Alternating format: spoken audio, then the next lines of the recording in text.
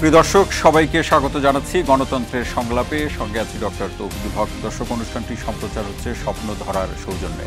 দর্শক, চরম দলবাজি, স্বজনপ্রীতি, স্বেচ্ছাচারিতা, সাংবিধানিক প্রতিষ্ঠান, পুলিশ, আমলাতন্ত্র সহ সব পেশাজীবী সম্প্রদায়কে দলীয়করণ এবং গুম খুনের মধ্য দিয়ে ভীতির এক পরিবেশ তৈরি করে বাংলাদেশ স্বৈরতন্ত্র কায়েম করেছিল শেখ হাসিনা ও তার দল আওয়ামী লীগ। দীর্ঘ প্রায় ১৬ বছর ফ্যাসিস্ট সরকারের নির্যাতনের শিকার হয়েছে বিএনপি সহ বিরোধী দলগুলো। এই লম্বা সময় জেল, জুলুম, মামলা, হামলা, গুম খুন উপেক্ষা করে বিরোধী দলগুলো আন্দোলন চালিয়ে এলেও স্বৈরাচার শেখ হাসিনার পতন ঘটেছে ২০২৪-এর ছাত্র জনতার গণঅভ্যুত্থানে। আজ এর ১ বছর পূর্তি। এই ১ বছরে অনেক ঘটনা ঘটেছে, প্রশ্নের মুখে পড়েছে ঐক্য। তবে যে নতুন বাংলাদেশ বিনির্মাণের আকাঙ্ক্ষায় বিপুল সংখ্যক ছাত্র জনতা জীবন দিয়েছে, তা অর্জনের পথে কতখানি এগুতে পেরেছি আমরা, সেই প্রশ্নকে সামনে রেখে আজ আমাদের আলোচনার বিষয় জুলাই গণঅভ্যুত্থান কতটা বদলেছে বাংলাদেশ। আর এই বিষয়ে আলোচনা করার জন্য স্টুডিওতে উপস্থিত আছেন ফ্রিল্যান্স ইনভেস্টিগেটিভ জার্নালিস্ট ও সোশ্যাল অ্যাক্টিভিস্ট সাইদ আবদুল্লাহ, জাতীয়তাবাদী ছাত্রদল ঢাকা বিশ্ববিদ্যালয় শাখার যুগ্ম সাধারণ সম্পাদক আবিদুল ইসলাম খান, ছাত্র অধিকার পরিষদের সাধারণ সম্পাদক ও বৈষম্যবিরোধী ছাত্র আন্দোলনের সাবেক কেন্দ্রীয় সমন্বয়ক নাজবুল হাসান, ইনকিলাব মঞ্চের মুখপাত্র শরীফ ওসমান হাদি, জাতীয় নাগরিক পার্টির যুগ্ম মুখ্য সংগঠক অবসরপ্রাপ্ত মেজর আবদুল্লাহ আল মামুন এবং অনলাইনে আমাদের সঙ্গে আছেন কলামিস্ট ও বিশ্লেষক শরীফুল হাসান। আপনাদের সবাইকে অনুষ্ঠানে স্বাগত জানাচ্ছি। দর্শক, বরাবরের মতো আপনাকেও জানিয়ে রাখি, স্ক্রিনে দেখানো নাম্বারে ফোন করে সম্মানিত আলোচকদের কাছে প্রশ্ন রাখতে পারেন, কিংবা আপনার যা ভাবনা আছে সেই ভাবনাও আমাদেরকে ফোন করে জানাতে পারেন। ফোনের অপেক্ষায় থেকে যাচ্ছি আলোচনায়। সাইদ আবদুল্লাহ, শুরুতে আপনার কাছে আসতে চাই যে ১ বছর ধরে কোটার সেই আন্দোলন আমরা লক্ষ্য করেছি, সেই সূত্র ধরে গত ১৬ বছর এমন কি প্রেক্ষাপট তৈরি হয়েছিল, আমরা শুরুতে অনেকটাই বলেছি যে প্রেক্ষাপটে এই গণঅভ্যুত্থান অনিবার্য হয়ে পড়েছিল। ধন্যবাদ। খুবই ইতিহাসের বাঁক বদলকারী একটা ঘটনার আজকে বছর পূর্তি হতে চলেছে। জুলাই আমাদের মাঝে আরও একবার ফেরত এসেছে। আমি যদি জাস্ট ২০২৪ সালের এই জুলাই মাসের শুরুর দিকে চলে যাই, হয়তোবা যারা আজকে এই জায়গায় বসে আছে তাদের প্রত্যেকের মনের ভেতরেই একটা আকাঙ্ক্ষা ছিল যে শেখ হাসিনা সরকার এতটাই স্বৈরাচারী হয়ে গেছে, তাকে আর সহ্য করা যাচ্ছে না। হয়তোবা তাদের মনের ভেতরে ক্রোধ জমে উঠেছিল, তাদের মনের ভেতরে একটা পরিবর্তনের স্ফুলিঙ্গ ছিল। ঠিক সেই জায়গা থেকে আজকে ১ বছর পরে এসে আশার গল্প অনেক আছে, পাশাপাশি হতাশার গল্পও আছে। যদি আমি সামারি করি, সবচেয়ে বড় কথা, এই ২০২৪ সালের জুলাই থেকে শুরু করে আজকে যখন আমরা ২০২৫ সালের জুলাই দেখছি, বাংলাদেশের শেখ হাসিনা নাই। মানে বাংলাদেশের ইতিহাসে সবচেয়ে বড় মিথ্যাবাদী, সবচেয়ে বড় পাপিষ্ট, সবচেয়ে বেশি স্বৈরাচারী, মানে সবচেয়ে অপকর্মকারী ব্যক্তিটা বাংলাদেশে নাই। এটাই হলো বাংলাদেশের সবচেয়ে বড় সংস্কার। Apart from this, Sheikh Hasina তো নাই। তাহলে বাংলাদেশকে মানুষ যে প্রত্যাশা নিয়ে চিন্তা করতো, সেটা কি ঠিক পথে আগাচ্ছে? এইটা বললে আমি মনে করব যে অনেক জায়গায় ঠিক মতো আগানোর রাস্তায় আছে, কিন্তু অনেক জায়গায় ইনক্যাপাসিটির জায়গাটাও আছে। সবচেয়ে গুরুত্বপূর্ণ একটা ব্যাপার হলো চেতনার ব্যবসায় কি আবার আমরা ব্যাক যাচ্ছি কিনা। ১৯৭১ সাল মহান মুক্তিযুদ্ধ হলো চেতনার ব্যবসা। আমি ব্যাখ্যা করছি কেন বললাম। বাংলাদেশের ইতিহাসে মানে মুক্তিযুদ্ধের মতো গৌরবোজ্জ্বল ঘটনা দ্বিতীয়টা নাই। কিন্তু মুক্তিযুদ্ধ হয়ে গেল, তারপরে একটা পার্টিকুলার দল সামগ্রিক মুক্তিযুদ্ধের চেতনাকে তাদের ভেতরে নিয়ে নিল, যে অ্যাজ ইফ তারাই মুক্তিযুদ্ধের ধারক ও বাহক, অন্যরা কেউ কোনো কিছু করে নাই। এইটা করতে গিয়ে তারা চেতনার ব্যবসা করলো এবং চেতনা শব্দটাই নেগেটিভ শব্দ হয়ে গেল। জুলাই গণ অভ্যুত্থানের পরে আবার যাতে এই ধরনের একটা ঘটনা না ঘটে, যাতে একটা পার্টিকুলার দল জুলাইয়ের যাবতীয় ঠিকাদার হয়ে যায় এবং এটার উপর চেতনার ব্যবসা যদি করে, ভবিষ্যতে এটাও একটা বাজে ধরনের ইমেজ তৈরি করতে পারে। এই ব্যাপারে আমাদের সচেতন থাকাটা জরুরি। কয়েকটা সিগনিফিকেন্ট ব্যাপার হলো, বাংলাদেশে বর্তমান ল অ্যান্ড অর্ডার সিচুয়েশন যেরকম থাকার কথা ছিল, মানুষ এক্সপেক্ট করছিল, সেরকম নাই।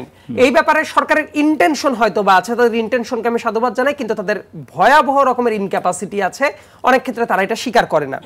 বিচার ব্যবস্থা, আওয়ামী লীগের পারপেট্রেটরদের বিচারের অবস্থা যদি বলেন, দিস ইজ হরিবল। এইভাবে বিচার ব্যবস্থা সরকার তো বলছে তারা চেষ্টা করছে, তারা চেষ্টা করছে, কিন্তু 11 মাস পড়তে যাবে। 11 মাস পড়ার পরে যাদেরকে যেভাবে মামলাগুলা হওয়ার কথা ছিল বা যেভাবে বিচার প্রক্রিয়া আগানোর কথা ছিল, এটা অনেক পপুলিস্ট তত্ত্ব দিয়ে চলছে, অ্যাডহক বেসিসে, কিন্তু প্রকৃতপক্ষে চলছে না। এবং আরেকটা যেটা ব্যাপার, এটা বলতেই হবে, সাধারণ মানুষের কাছে সংস্কারের প্যাটার্নটা কি? আপনি হাসপাতালে যাবেন, আপনি ঠিকমতো সেবাটা পাবেন। আপনি একজন হতদরিদ্র মানুষ হতে পারেন, আপনি পুলিশের কাছে যাবেন, আপনি আপনার সার্ভিস যেটা সেটা পাবেন। নাগরিক সেবা যেটা আছে সেটা আপনি পাবেন। শিক্ষা, দেশের শিক্ষা ব্যবস্থা ভালো হওয়ার দরকার ছিল, কিন্তু কেন যেন মনে হচ্ছে ঘুরিয়ে ফিরিয়ে আমরা একই লুপের ভেতরেই আছি। এই জায়গাগুলো যে আমাদের উন্নত হওয়ার দরকার এটা আমরা বুঝি না। যেমন আপনি ঢাকা বিশ্ববিদ্যালয়ের প্রফেসর, আপনি নাগরিক সমাজে যে সার্ভিসটা পাবেন, একই সাথে আমার পাবনার যে গরিব মানুষটা টি স্টলে বসে থাকে, এখন চা বানাচ্ছে আর এই টকশোটা দেখছে, তারও তো অধিকার আছে। সে যখন কোনো সেবা প্রত্যাশা করার জন্য উপজেলা পরিষদ কমপ্লেক্সে যাচ্ছে, একজন নাগরিক হিসেবে একজন নাগরিক হিসেবে এই হতাশার জায়গাগুলো আছে। সাইদ আব্দুল্লাহ, অসংখ্য ধন্যবাদ। আরো আলোচনা শুনবো। শরীফ ওসমান হাদী আসতে চাই যে এই গণঅভ্যুত্থান সঠিক পথে আছে কিনা সেটি নিয়ে সাইদ আব্দুল্লাহ বলছিলেন তার একটা মিশ্র প্রতিক্রিয়া আছে। তিনি হতাশার কথা বলেছেন, কিছু আশার কথা বলেছেন, আবার সক্ষমতার অভাবের প্রসঙ্গও তিনি দেখতে পাচ্ছেন এরকম অবস্থা। এবং এই জায়গা থেকে আপনার কাছে আমার প্রশ্নটি বা জানার জিজ্ঞাসার যে জায়গাটি হলো যে ঐক্যের অনেক জায়গাতে আমরা নানা ধরনের বিভ্রান্তি দেখছি, মতের বিরোধের জায়গাটাও একেবারে কম নয়, পরিধিটা অনেক বড়, এমনটা কেন হলো? প্রথমত হলো সাইদ আব্দুল্লাহ যেগুলো বললেন এগুলো তো আসলে জন আকাঙ্ক্ষাই, মানে এগুলো তো আর বলবার বাকি থাকে না, যেগুলো মানুষ চায় অথবা চাইবেই। এর সাথে সাথে যেটা এটা হলো মানে এটা কতটুকুন সময়ের মধ্যে প্র্যাকটিক্যাল আমাদের এই চাওয়াটা। প্রথমত হলো ধরেন এই যে জুলাই হলো এর অর্জনটা কি? এখন পর্যন্ত অর্জন একটাই, সেটা হলো সাইদ আব্দুল্লাহ বলেছে মানে ইতিহাসের ভয়াবহতম গণহত্যাকারী যে ইলিয়াস আলীর লাশটা সাগরে ভাসিয়ে দিয়ে তার শিশুকন্যাকে পাশে নিয়ে আদর করছে, মানে হোয়াট আ সাইকোপ্যাথ।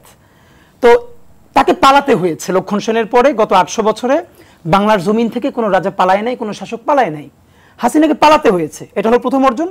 দ্বিতীয় যেটুকুন অর্জন সেটা হলো এইখানে যে কোনো মন্ত্রী পর্যায়ের উপদেষ্টাকেও আমরা যদি ইচ্ছা মতো বকাঝকাও করি, আমার এটুকুন ভয় আপাতত নাই যে নিচে নামলেই আমি গুম হয়ে যাব। ডিজিএফআই আছে, এনএসআই আছে, ডিবি আছে, এক্সওয়াইজেড র্যাবট্যাব আছে।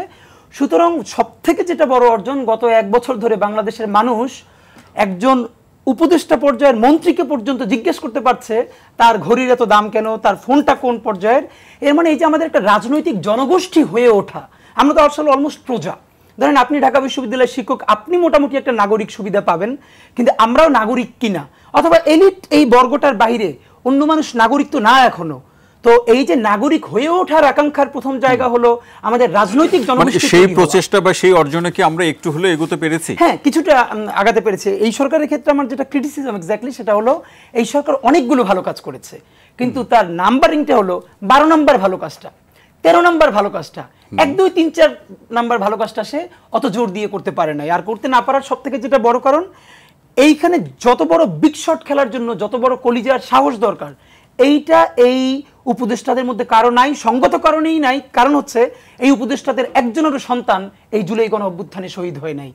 এইখানে একমাত্র ডক্টর ইউনূস সাহেব আর আদিলুর রহমান শুভ্র বা 2-1 ছাড়া এই হাসিনা রেজিমের তেমন ভয়াবহ ত্রাসেরও কেউ শিকার হয় নাই।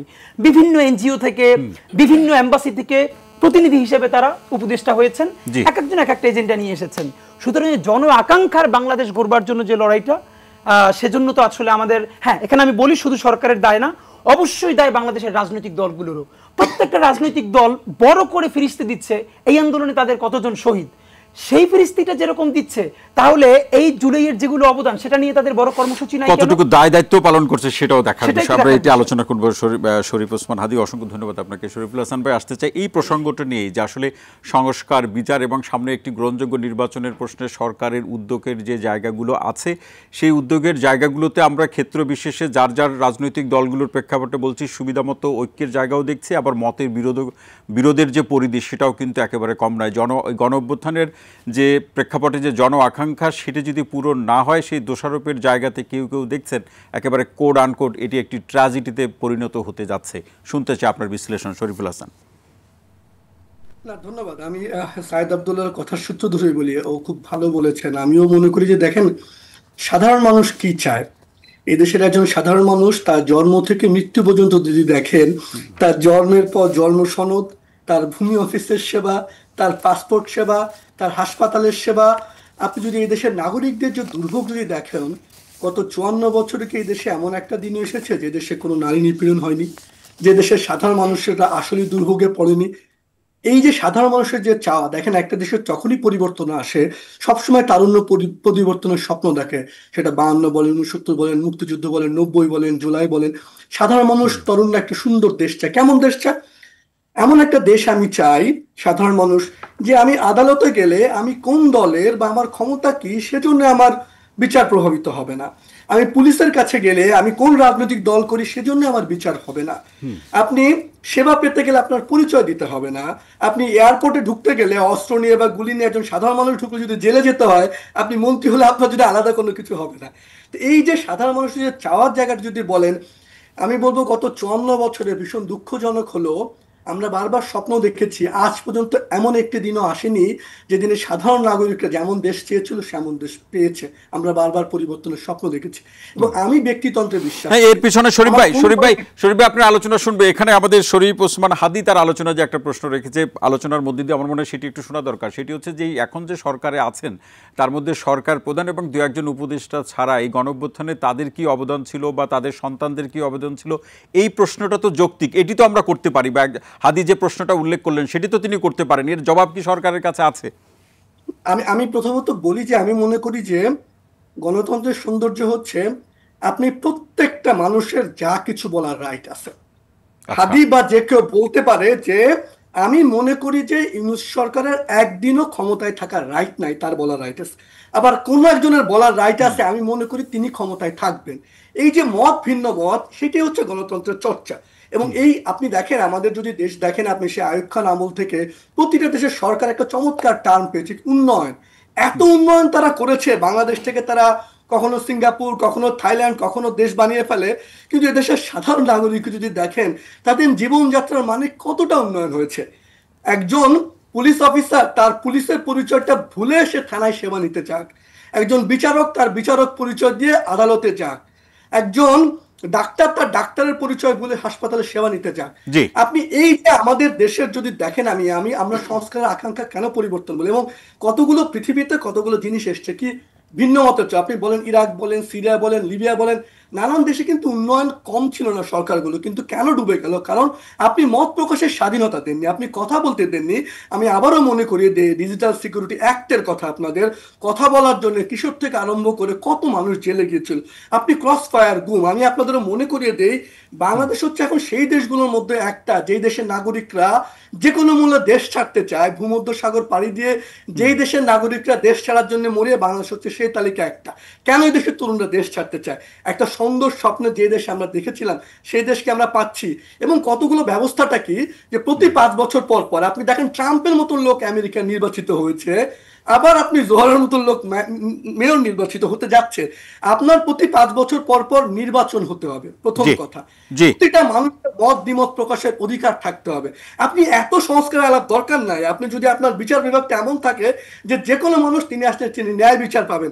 আমাদের দেশে দুঃখজনক হলেও আমরা সমতার পরিবর্তনের পরে আমাদের দুদক দেখেন, যখন আওয়ামী লীগ ক্ষমতায় তারা তখন আওয়ামী লীগের দুর্নীতি দেখে না, এখন তারা একইভাবে ক্ষমতাসীনদের দেখে না।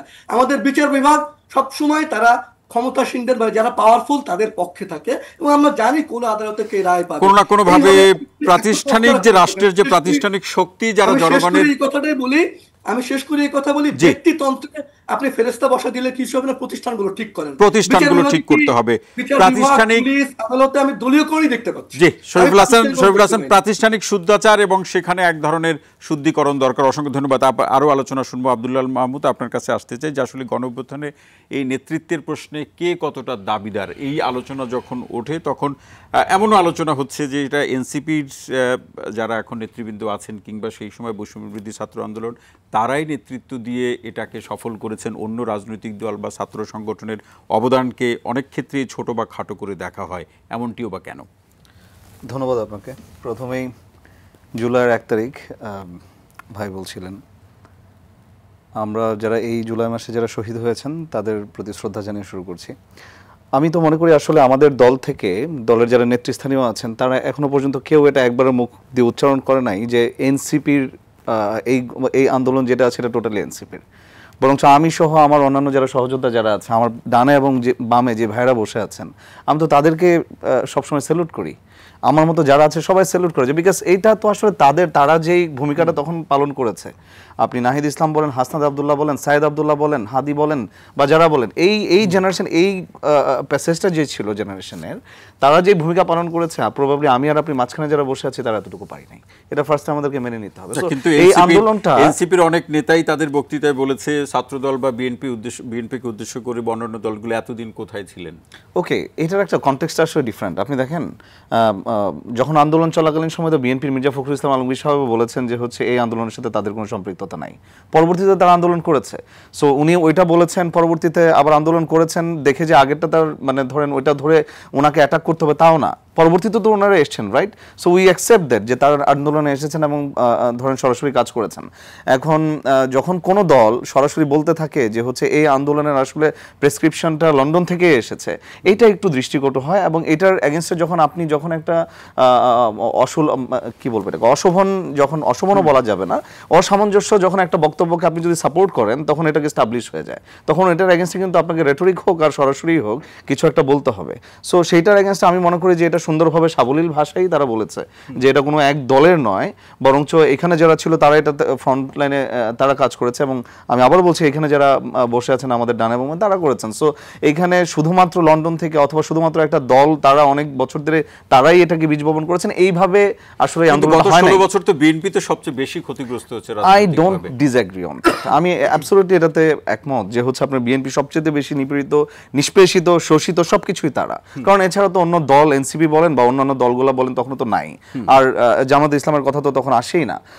সুতরাং তাদের একটা অবদান অত্যন্ত বেশি। কিন্তু যখন বলা হচ্ছে যে শুধুমাত্র এই আন্দোলনটা কোটা আন্দোলন যখন শুরু হয়েছে, সেটা থেকে সেই আন্দোলনের ধারাবাহিক একটা তো প্যাসেজ থাকে, রাইট, স্টেপ থাকে। সেই স্টেপটা যখন আসলে লাস্টে যে গণ অভ্যুত্থানের মতো হয়েছে, তখন হচ্ছে সকল রাজনৈতিক দল কিন্তু এখানে এসেছে। এবং শুধু রাজনৈতিক দল না, আমি তো একটা অরাজনৈতিক ব্যক্তি ছিলাম, আমি কখনো রাজনীতি করি নাই কোনোদিন, কিন্তু তখন তো আমার মতো যারা আছে তারাও কিন্তু চলে এসেছে। আলোচনা বা বিতর্ক আছে, যখনই সরকারের পক্ষ থেকে মাস্টারমাইন্ড শব্দটা উচ্চারণ করা হলো, তখনই আসলে বিভেদটা স্পষ্ট হলো। আমি মনে করি এটা সরকারের দায়িত্ব নিয়ে আসলে এটা ক্লিয়ার করা উচিত যে ওনারা আসলে এরকম শব্দগুলো যদি কম ইউজ করেন না, রাজনৈতিক মহলেও দলগড়ার ভিতরে কিন্তু একটু কাদা ছোড়াছুড়ি কম হয়।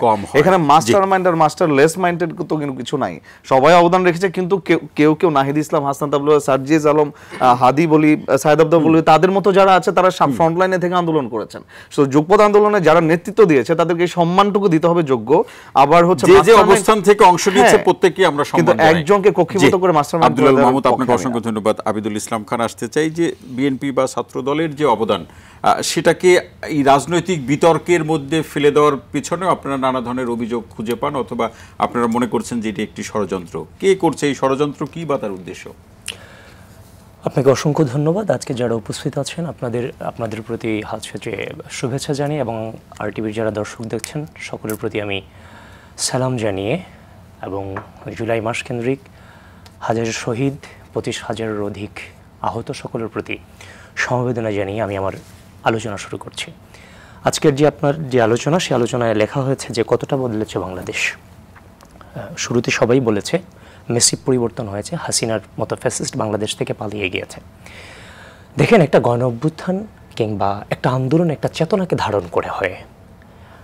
এই আন্দোলনে আমাদের আন্দোলনটা 36 দিনের আন্দোলন ছিল না। 2016 সালে বিশ্ববিদ্যালয়ে ভর্তি হওয়ার পর থেকে এইরকম পরিস্থিতিতে বাংলাদেশ জাতীয়তাবাদী ছাত্র দলের রাজনীতিকে বেছে নিয়েছে জেনে বোঝে। তো এই দীর্ঘ সংগ্রামের মধ্য দিয়ে যে চেতনাটাকে আমি কোনো বই পুস্তকের ভাষায় নয়, আমি এই 24-এর যে চেতনা আমি দেখি, সে চেতনা হচ্ছে 24-এর চেতনা অপশাসন, স্বৈর শাসন এবং মানুষের মুখ চেপে ধরার বিরুদ্ধে দীর্ঘ আপসহীন সংগ্রাম। শুধুমাত্র 36 দিনের সংগ্রাম নয়, এই 36 দিনের টোটাল ভিত্তিটা হচ্ছে ওই দীর্ঘ আপসহীন সংগ্রাম। এখন এই দীর্ঘ আপসহীন সংগ্রাম, এই চেতনাকে যদি আপনি অক্ষুণ্ণ রাখতে চান, তাহলে আপনি গণঅভ্যুত্থানের স্পিরিটকে ধারণ করতে হবে। তাহলে গণঅভ্যুত্থানের স্পিরিটকে আপনি কখন ধারণ করবেন? গণঅভ্যুত্থানের স্পিরিটগুলো কি? একটা গণঅভ্যুত্থান কখন একক পরিকল্পনা কিংবা একক নেতৃত্বের মধ্য দিয়ে হয় না। একটা গণঅভ্যুত্থান হয় ইনফ্লুয়েন্স বা প্রভাবিতকরণের মধ্য দিয়ে। না, কিন্তু অভিযোগ আছে যে এর কৃতিত্ব বিএনপি বা ছাত্রদল নিয়ে নিতে চায়। জি, আমি আসছি, কথায় আসছি, কৃতিত্ব নিয়ে নিতে চায়। তো এখন গণঅভ্যুত্থান প্রভাবিতকরণের মধ্য দিয়ে হয়। এখানে রাজনৈতিক দল যখন ছাত্র জনতা, তারপর হচ্ছে শিক্ষক, কবি, সাহিত্যিক, সাংবাদিক, রেমিটেন্স যোদ্ধা, বুদ্ধিজীবী, সাংস্কৃতিক কর্মী, প্রত্যেকটা ব্যক্তির ইনফ্লুয়েন্সার ছিল বলে একটা সামগ্রিক গণঅভ্যুত্থান অনুষ্ঠিত হয়েছে। সেখানে আপনি বলতে পারেন কার ভূমিকা কতটুকু বেশি ছিল, কতটুকু কম ছিল, সেটা নিয়ে প্রশ্ন হতে পারে। তো এখন একটু আগে উনি যে বলেছেন যে হচ্ছে যে বিশেষ করে মহাসচিব স্যার কথা বলেছেন, মহাসচিব ঘোষণা দিয়েছেন, দেখেন আন্দোলনের হিস্ট্রি আপনাদেরকে জানতে হবে। এই আন্দোলনের হিস্ট্রি 6 জুন থেকে, আমি দায়িত্ব নিয়ে বলছি, বিভিন্ন পত্রিকাতে অলরেডি লেখা এই কলামগুলো এসেছে। 6 জুন থেকে বাংলাদেশ জাতীয়তাবাদী ছাত্রদল ঢাকা বিশ্ববিদ্যালয়ের নেতাকর্মীরা আলাদা করে কোটা আন্দোলন পর্যালোচনা গ্রুপ, আলাদা টিম করে গোপনীয়তার সাথে এই আন্দোলনে ছাত্রদলের স্টুডেন্টদেরকে জেনারেলাইজেশন করা হয়েছে।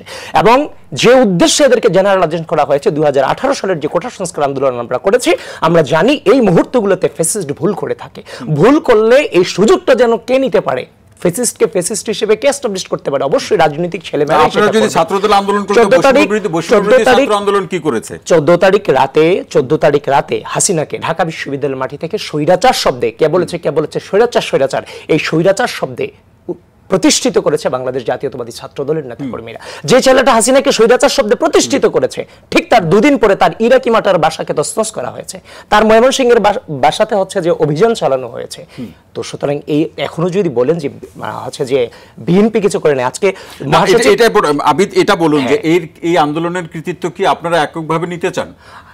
এখনো পর্যন্ত আমরা এককভাবে কোনো কৃতিত্ব নিতে চাইনি। এই গণঅভ্যুত্থানের পরে এখনো পর্যন্ত আমি মনে হয় জিনিসটাকে সবচেয়ে বেশি এস্টাবলিশ করছে একটা গণঅভ্যুত্থানের ইনফ্লুয়েন্স তথা প্রভাবিত করার মধ্য দিয়ে হয়, যেখানে প্রত্যেকটা ব্যক্তির এখানে অবদান আছে। এখানে আন্দোলনের হচ্ছে যে আপনার ভূমিকাকে কিংবা আন্দোলনকে কুক্ষিগত করার কোনো সুযোগ আলটিমেটলি নেই, যেটা 71 হয়েছে। সেই চর্চাটা এখনো বলছিলেন চেতনার ব্যবসা যাতে না হয়। জি, চেতনার গণঅভ্যুত্থান কারো একক এরকম এই চেতনার ব্যবসা যাতে না হয়। আরো আলোচনা আপনার কাছ থেকে শুনবো, তবে নাজমুল হাসান আপনার কাছে আসি। যে একটা স্লোগান ছিল এই আন্দোলনের সমাজে, কেউ কাউকে ছেড়ে যাবেন না, বাস্তবতে বর্তমানে কি দেখেন? ধন্যবাদ আপনাকে, আমার সহ আলোচক সবাইকে শুভেচ্ছা। 2024 সালে ছাত্র নাগরিক অভ্যুত্থানে যারা শহীদ হয়েছেন তাদের প্রতি তাদের আত্মার মাগফিরাত কামনা করছি, এবং একই সাথে যারা আহত হয়ে চিকিৎসাধীন অবস্থায় রয়েছেন তাদের সুস্থতা কামনা করছি। আসলে বৈষম্যবিরোধী ছাত্র আন্দোলনের একটি ঐতিহাসিক ব্যানার ছিল, একটা পবিত্র ব্যানার, যে ব্যানারের মাধ্যমে ফেসিবাদ বিরোধী লড়াই সংগ্রামে প্রত্যেকটা রাজনৈতিক দল, প্রত্যেকটা রাজনৈতিক ছাত্র সংগঠনগুলোকে আমরা একত্রিত করতে পেরেছিলাম।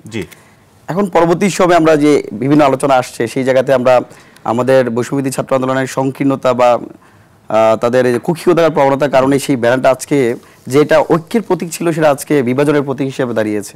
আজকে ইতিমধ্যে আলোচনা হয়েছে যে একজন মাস্টার মাইন্ড, আবার ইতিমধ্যে জাতীয়তাবাদী ছাত্রদলের ভাই বললেন তারা অনেক কিছু করেছেন। আসলে এই যে কথাগুলোর মধ্য দিয়েই বৈষম্য বিরোধী ছাত্র আন্দোলনের যে আন্দোলন ছিল বা যে প্রেক্ষাপট ছিল, সেই প্রেক্ষাপটগুলো আজকে অন্যরকম হয়ে গেছে। যখনই আমরা দেখেন 6 মাস, সেটার পিছনে কারণ কি? ক্ষমতাই একমাত্র কারণ নাকি অন্য কোনো কারণ আছে? অবশ্যই এখানে যে ক্রেডিটবাজি হচ্ছে, যার যার মতো করে ক্রেডিট নেওয়া। আমি মাস্টার মাইন্ড, ছাত্রদল করেছে, ছাত্র শিবির করছে, ছাত্র অধিকার পরিষদ করেছে, এই যে ক্রেডিট নেওয়া আলটিমেটলি যখন শুরু হয়েছে, আপনি যদি শুরুটা দেখেন, বাংলাদেশ সাধারণ ছাত্র অধিকার সংরক্ষণ পরিষদের মাধ্যমে 2018 সালে কিন্তু আন্দোলন সংগঠিত সূচনা হয়। যখনই হঠাৎ করে আবার 2018 সালে পরিপুত্র পুনর্বহাল করা হলো, তখন কিন্তু ছাত্র অধিকার পরিষদের পক্ষ থেকে আমরা কখনোই বলি না, 5 জুন সন্ধ্যাবেলা ছাত্র অধিকার পরিষদ এমন একটা রাজনৈতিক ছাত্র সংগঠন যারা প্রকাশ্যে ব্যানারে রাজু ভাস্কর্যে দোয়াল চত্বরে মিছিল করেছিল। কিন্তু আমরা মনে করেছি যদি শুধু একটা ছাত্র সংগঠনের ব্যানারই করি, তাহলে এই যে আন্দোলন, এই আন্দোলনটা রাজনৈতিক ট্যাগ দেওয়া হবে, শিক্ষার্থীদেরকে ওইভাবে এঙ্গেজ করা যাবে না। কিন্তু আমরা বৃহত্তর স্বার্থে যখন বৈষম্যবিরোধী ছাত্র আন্দোলনের ব্যানারটা খোলা হলো, তখন আমরা কিন্তু ঐক্যবদ্ধ হয়েছি। পরবর্তীতে আমি নেতৃত্ব দিয়েছি এবং বৈষম্যবিরোধী ছাত্র আন্দোলনের কেন্দ্রীয় সমন্বয়ক ছিলাম। আমাদের মনে হয় যে এত কিছু ত্যাগ, 2000-এর অধিক শহীদ, 30,000 আহত যোদ্ধা, সবচেয়ে বেশি দেখেন যেই ছেলেটা বা যেই লোকটা চোখ অন্ধ হয়ে গেছে, যে আজীবন তার বাবা মাকে দেখবে না, তার সন্তানকে দেখবে না, তারা কি কারণে করছিল? তারা একটা ফেসিস থেকে মুক্ত হতে চাইছে, সেটা আমরা ভুলতে বসেছি কিনা? অনেকটাই ভুলে চলে গেছে। এখন আমরা পর থেকে তার নিজ নিজ রাজনীতি এস্টাবলিশ করার জন্য চিন্তা করছি। কিন্তু আলটিমেটলি যে হাদি ভাই যেটা বলেছেন যে এতগুলো শহীদ হয়েছেন, বিএনপি বড় একটা রাজনৈতিক দল, তাদের অনেকগুলো শহীদ আছে, আমাদের ছাত্র অধিকার পরিষদ 13 জন শহীদ হয়েছে, বা আরো জামাত থেকে শুরু করে প্রত্যেকটা সংগঠন যদি শহীদের পরিবারগুলোকে কেন্দ্রিক করে, হাসপাতালে যারা আহত আছে তাদেরকে কেন্দ্রিক করে আমরা চিন্তা ভাবনা করতাম, তাহলে আমাদের চিন্তাগুলো আরো পরিশুদ্ধ হইতো। কিন্তু সেই জায়গাটা অনেকটাই ঘাটতি। জি, নাজমুল হাসান, অসংখ্য ধন্যবাদ। আমরা একটা বিরতি থেকে ফিরে আসি। এরপরে শুনে সাইদ আব্দুল্লাহ আপনার কাছে প্রশ্নটি রেখে যায় যে বিচার সংস্কার নির্বাচন, সেটি নিয়েও এনসিপি, বিএনপি সহ আরও রাজনৈতিক দলগুলোর মধ্যে যে মতবিরোধ দেখছি, কোনো ইস্যুতে একমত, আবার বিআর পদ্ধতি নিয়ে নতুন করে আলোচনা শুরু হয়েছে। এভাবে যদি সংস্কার কার্যক্রম নিয়ে আলাপ আলোচনা চলতে থাকে, এই আলাপ বা ঐক্যমতের জায়গাটা আদৌ শেষ হবে কিনা সেই প্রশ্ন কেউ কেউ রাখছেন। এটা আপনার কাছে প্রশ্ন হিসাবে রেখে গেলাম। বিরতি থেকে ফিরে এসে শুনবো। প্রিয় দর্শক, দিচ্ছে ছোট্ট বিরতি, সঙ্গেই থাকুন।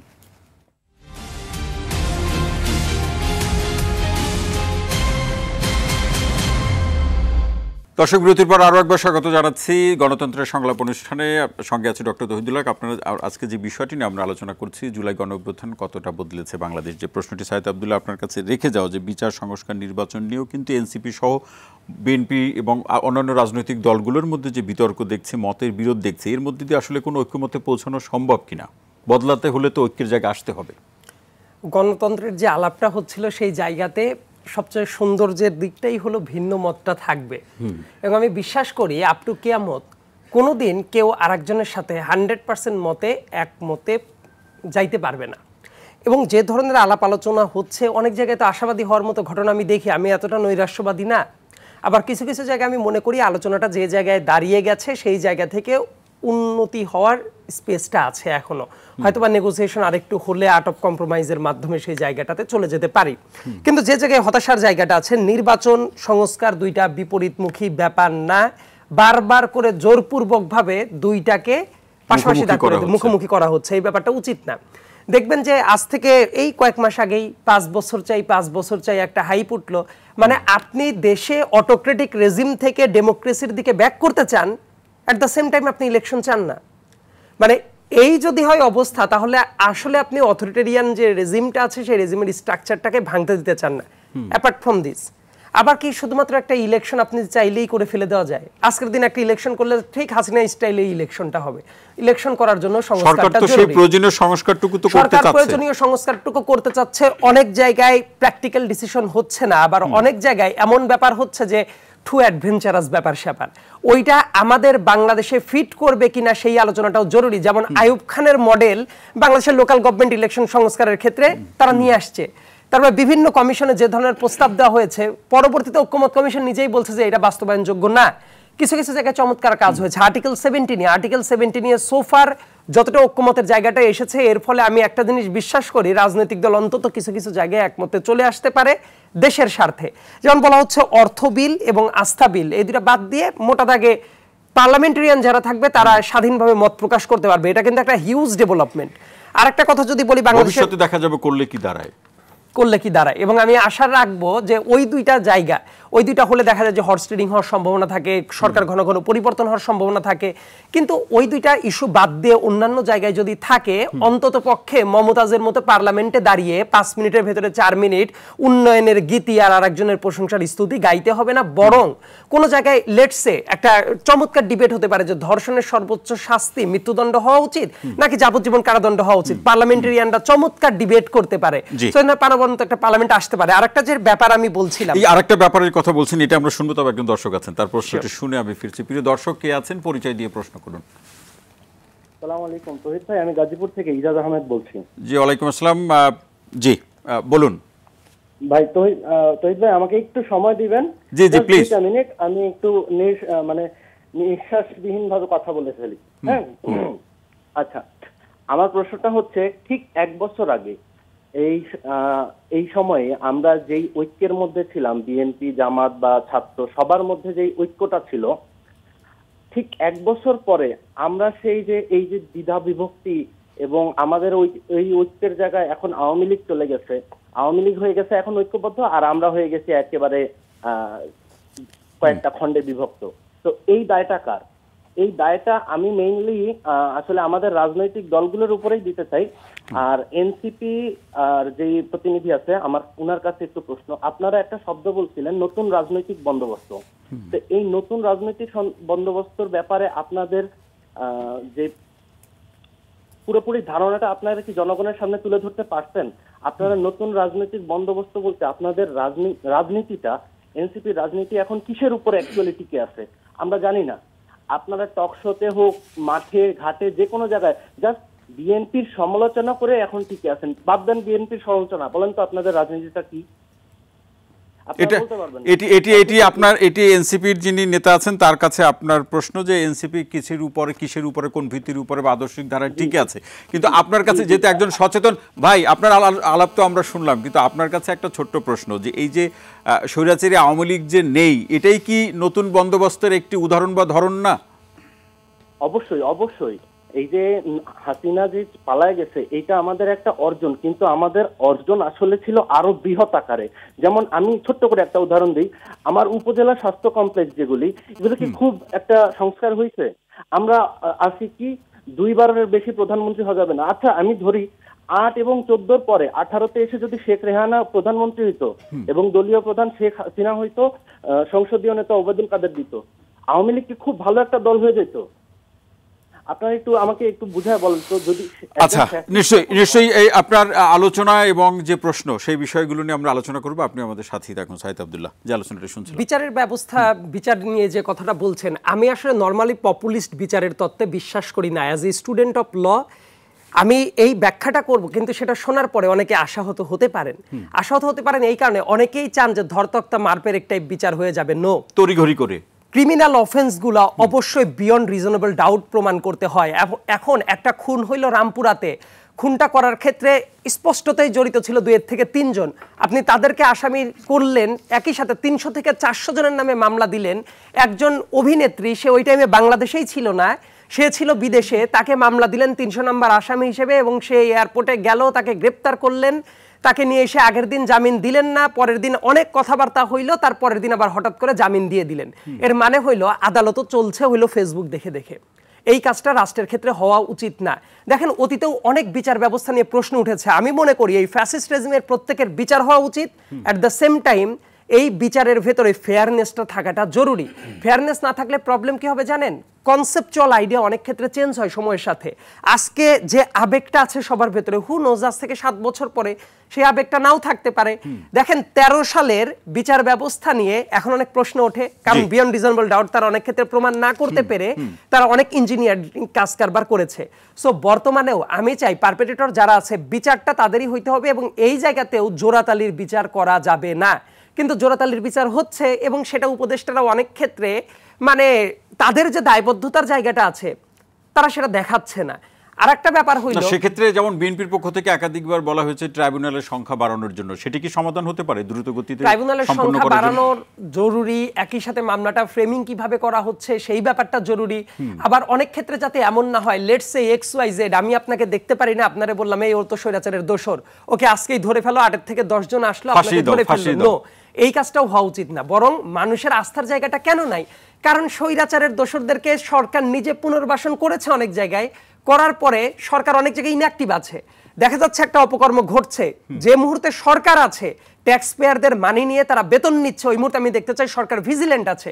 সরকার ভিজিল্যান্ট না, তখন যখন একটা কেওয়াস লেগে যাচ্ছে পরের দিন এসে একটা জোড়াতালির ব্যাখ্যা দিচ্ছে। এইভাবে একটা রাষ্ট্র চলতে পারে না। এই জোড়াতালির ব্যাখ্যা দিয়ে চলে না, সেটাই বলছেন সাইদ আব্দুল্লাহ। অসংখ্য ধন্যবাদ। আমি শরীফ ওসমান হাদি আপনার কাছে আসতে চাই। যে দর্শক যে ভাই ফোন করছিলেন, তিনি বলছিলেন যে এই 5ই আগস্টের পরে বা আওয়ামী লীগবিহীন বাংলাদেশে আমরা একটা নতুন রাজনৈতিক বন্দোবস্ত দেখতে চাই, এবং সেই কথাই আপনারা আন্দোলনের সময় বলেছেন। আপনাদের সাথে আমরাও সেটি অংশ নিয়ে বলেছি। নতুন এই রাজনৈতিক বন্দোবস্ত আসলে বলতে আপনারা কি বোঝাতে চান? প্রথমত হলো, আমি আসলে এই বন্দোবস্ত শব্দটাই এত ক্লিশে হয়ে গেছে, এটা আমি পারতপক্ষে বলি না। আমি বলি নতুন রাজনৈতিক বিনির্মাণ বলতে পছন্দ করি আমার জায়গা থেকে। জি, আর শব্দ হিসেবে নতুন ভোকাবুলারি, মানে পুরাতন ভোকাবুলারি নতুন ফ্রেমিং হলে যেরকম ভালো লাগে না, এক ধরনের সেন্সেশন তৈরি করে, এটা করছে ভালো লাগে। কিন্তু ফ্যাক্ট ইজ, এই যে শব্দগুলো একটা আবেদন তৈরি করেছিল যাদের মাধ্যমে, তারা নিজেরাই শব্দগুলোকে একদম গলা টিপে হত্যা করেছে। মানে আপনি যখন এলাকায় পাড়ায় মহল্লায় ক্লাব করেন, এই ক্লাবের যে কালচার, আপনি যখন ওই নিজের এলাকা ছেড়ে আপনি যখন আরেকটু বড় হবেন, উপজেলায় যাবেন, জেলায় যাবেন, আপনাকে আরেকটু উদার হতে হবে। উদার হয়ে আপনি জাতীয় হলে আরো বড় উদার হতে হবে। আমাদের মুশকিলটা হলো, দেখেন আমি শতবার বলেছি, এরপর ধরেন ব্যক্তি নাহিদ ইসলামের সাথে অথবা মাহফুজ আলম বা অন্যদের সাথে আমার অনেক ধরনের চিন্তার দ্বিমত আছে, বা আমি তাদের প্রচুর সমালোচনা করি। এই শত সমালোচনা সত্ত্বেও এই কথাটুকু আমি অনিষ্টির সাথে বলতে চাই, এবং আজকেও বলি, সেটা হলো এই গণ অভ্যুত্থানে ধরেন কোন রাজনৈতিক দলের অবদান নাই? প্রত্যেকের আছে, আমাদের অনেকের অনেক রকম আছে। কিন্তু যদি এখানে হাসিনা ফেল না করতো, এখানে প্রথম ফাঁসি হতো নাহিদের, আমার হতো না। এইটুকুন অনিশ্চিতাকে আমি বলেই তারপর বলতে চাই, যেখানে আমারও স্টেক আছে, আমাদেরও স্টেক আছে। কিন্তু আমি এটুকুনও বলতে চাই, যদি 5ই আগস্ট না হতো, 36শে জুলাই না হতো, তাহলে প্রথম ফাঁসিটা, কারণ 1 দফার ঘোষক কিন্তু নাহিদি। হ্যাঁ, এর মানে কি নাহিদের সমালোচনা করা যাবে না? অবশ্যই করা যাবে, এবং করতে পারতে হবে। ফ্যাক্ট ইজ, ওই যে আমাদের যেটা হয় যে ওই ভাই ব্রাদার, আমি এটা অনেক আগে থেকে আমি নাগরিক কমিটিতে থাকা অবস্থায় বলেছি, যে কারণে এনসিপিতে জয়েন করি নাই, যে আমাদের মৌলিক সংস্কার বলতে দলের মধ্যে যেটা প্রথম হয়েছে ভাই ব্রাদারদের, যে টিএসসি থেকে বাংলা মোটর পর্যন্ত আসছি, কিন্তু বাংলা মোটরই কিন্তু সারা বাংলাদেশ না, ইভেন এই শাহবাগ বাংলা মোটরটাই সারা দেশ না। এখান থেকে মিরপুরের রাজনীতি ভিন্ন, এখান থেকে উত্তরের রাজনীতি ভিন্ন, তাদের মাঠের রাজনীতির অভিজ্ঞতাটা ছিল না। ধরেন আমি তো এটুকুন বলি, এনসিপি যদি আরো বড় মানুষদের পরামর্শ নিয়ে ঠিকঠাক পলিটিক্স করতে পারতো, তাহলে আজকে বিএনপির জন্য সবচেয়ে বড় উপকারটা হতো। এর মানে বিএনপি এখন ধরেই নিচ্ছে তারা 2/3 মেজরিটিতে আসবে, ব্রুট মেজরিটিতে আসবে, এবং এই জন্য সবকিছুকে ধরাকে সরাগান করা, বিএনপির হাইকমান্ড শত শত জনসমর্থন পেলে তারা জনসমর্থনই আসবে, জনসমর্থনই আসবে। এর মানে বিএনপি ভোট চুরি করে আসবে সেটা বলছি না। এর মানে বিএনপির যে এই যে ইভেন এই ভোলায় যে ধর্ষণের ব্যাপারটা, এগুলো কি বিএনপি কনসার্ন না? অবশ্যই। মুশকিলটা হলো বিএনপি আজকেও চীনমৈত্রী সম্মেলন কেন্দ্রে এত বড় অসাধারণ একটা প্রোগ্রাম করেছে, কিন্তু সেগুলো তো ম্লান হয়ে যাচ্ছে গিয়ে তার বিভিন্ন জায়গায়। এখানে আমি একটু যুক্ত করি যে হাদি ভাই, সেটা হচ্ছে যে বিএনপি কিন্তু এত সাংগঠনিক ব্যবস্থা তার নেতাকর্মীদের বিরুদ্ধে অতীতে আর নিয়েছে বলে আমরা জানি না, কিন্তু তারপরেও তৃণমূলের নেতাকর্মী সহ কেন্দ্রীয় নেতাদের বিরুদ্ধে ব্যবস্থা নিয়েছে, কিন্তু ইতিবাচক পরিবর্তন আনতে পারছে না কেন? এটাই আমাদের পলিটিক্যাল কালচার। এই কথাটাই আমি বলতে চাই যে আমাদের পলিটিক্যাল কালচারটা দেখেন হয়ে গেছে কি, একদম কেন্দ্রীয় কিছু নেতা ছাড়া ঠিক 4 আগস্ট পর্যন্ত যারা আওয়ামী লীগ ছিল, আমার এলাকা থেকে আমার ভাইয়েরা ফোন করে বলেছে কারা ফেসবুক প্রোফাইল লাল করেছে, তাদের লিস্ট করা হচ্ছে ইউনিয়ন, উপজেলা, জেলা পর্যায়ে ধরে। মানে সর্বোচ্চ তারা 2 থেকে 3 মাস সময় নিয়েছে। এখন তারা সবাই বিএনপিতে যোগ দিয়েছে অথবা জামাত ইসলামীতে যোগ দিয়েছে। এর মানে হলো এদের আসলে একটা সাইনবোর্ড চেঞ্জ দরকার, নিরাপদ পলিটিক্যাল জোনে ফিরে যাচ্ছে। এক্স্যাক্টলি। মানে হচ্ছে ধরেন উপজেলা আওয়ামী লীগের সভাপতি, সেক্রেটারি, এইরকম 2-3টা পোস্ট, তারা আপনি ঘুরে ফিরে খায় দেয় বা একটু ঢাকায় থাকে, এলাকায় বাকি সব ঠিক আছে, কিন্তু বাকি যে তাদের গ্যাং, এরা কোনো না কোনো পলিটিক্যাল শেল্টার তো নিয়েছে। আপনি অবাক হবেন যে এলাকায় যদি কোনো আগের যারা আওয়ামী লীগ ছিল তারা যদি এখনো কোনো বাজে কাজ করে, তাদের বিরুদ্ধে সাধারণ জনতা রুখে দাঁড়ালে সেখানে ওইখানের বর্তমান পলিটিক্যাল পার্টি, কোথাও বিএনপি কোথাও জামাত, তাদেরকে দিয়ে ট্যাকেল করবার চেষ্টা করছে। এর মানে হলো আমরা যে নতুন রাজনৈতিক বিনির্মাণটা বলি, এইটা এত কথা না বলে সহজ কথা হলো একটা ন্যূনতম ইনসাফের রাষ্ট্র। যে ইনসাফের রাষ্ট্রে একজন মানুষ যে কোনো ভাবে ভিকটিম হলে তাকে থানায় গিয়ে আগে পরিচয় দিতে হতো আওয়ামী লীগের অমুক কমিটির অমুক ভাইয়ের আমি ভাই, এখন বলতে হবে আমি বিএনপির লোক বা আমি জামাতের লোক। এই যে কোনো পরিচয় ছাড়া শুধুই আমি বাংলাদেশ এনসিপির লোক বলে পাচ্ছে না, এনসিপির এখন মনে হয় কিছু পাবে বা পাচ্ছে। তো আমার ধারণা যেটা আমার এনসিপির ক্ষেত্রে সেটা মনে হচ্ছে, ধরেন এনসিপি তো বাংলাদেশের এজেন্সি কিছুদিন আগ পর্যন্ত গুডবুকে ছিল আমার ধারণা, তো সম্ভবত তাদের এখন আর গুডবুকে নাই, তারা প্রচন্ড চ্যালেঞ্জের মুখে পড়ে গেছে। কাদের গুডবুকে? এজেন্সির গুডবুকে। আচ্ছা, এজেন্সির গুডবুকে। এনসিপি মানে এনসিপি একা না, আরো অনেকেই ছিল, অফকোর্স বিএনপি তো ছিলই, এনসিপিও ছিল। এটা থাকাটা যে খারাপ সেটা আমি বলছি না, কিন্তু মুশকিলটা হলো যে এনসিপির এক ভাই আছে তাই বলছি। আমার মনে হচ্ছে, ধরেন আমি এত এনসিপির প্রচুর সমালোচনা করে যে কথাটা বলতে চাই, এনসিপিকে ন্যূনতম পর্যায়ে হলেও সফল হওয়া দরকার ভবিষ্যৎ বাংলাদেশের জন্য, তাদেরকে হতে হবে, মানে বিভিন্ন কারণেই হতে হবে।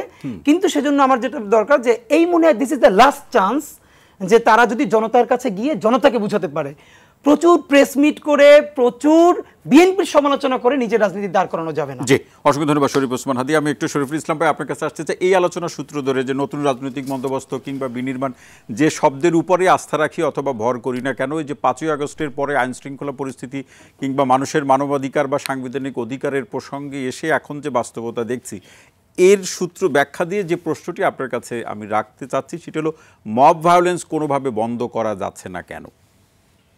না, ধন্যবাদ। আপনি দেখেন, মব ভায়োলেন্স বন্ধ করবেন, আমি যে বললাম, আপনি একটা রাষ্ট্রে নানান সংস্কারের আলাপ করছেন। আমি তো বলি যে আপনি প্রথম একটা কাজ করেন, যে এই দেশের বিচার ব্যবস্থাটা আপনি এমন করেন, যে কথাটা সাইদ আব্দুল্লাহ বলল, যে আপনি কোন দল করেন, কোন রাজনৈতিক আদর্শ করেন তা না, বিচারকরা তার ঠিক তার সমস্ত সাক্ষ্য প্রমাণ দেখে ন্যায় বিচার করবে।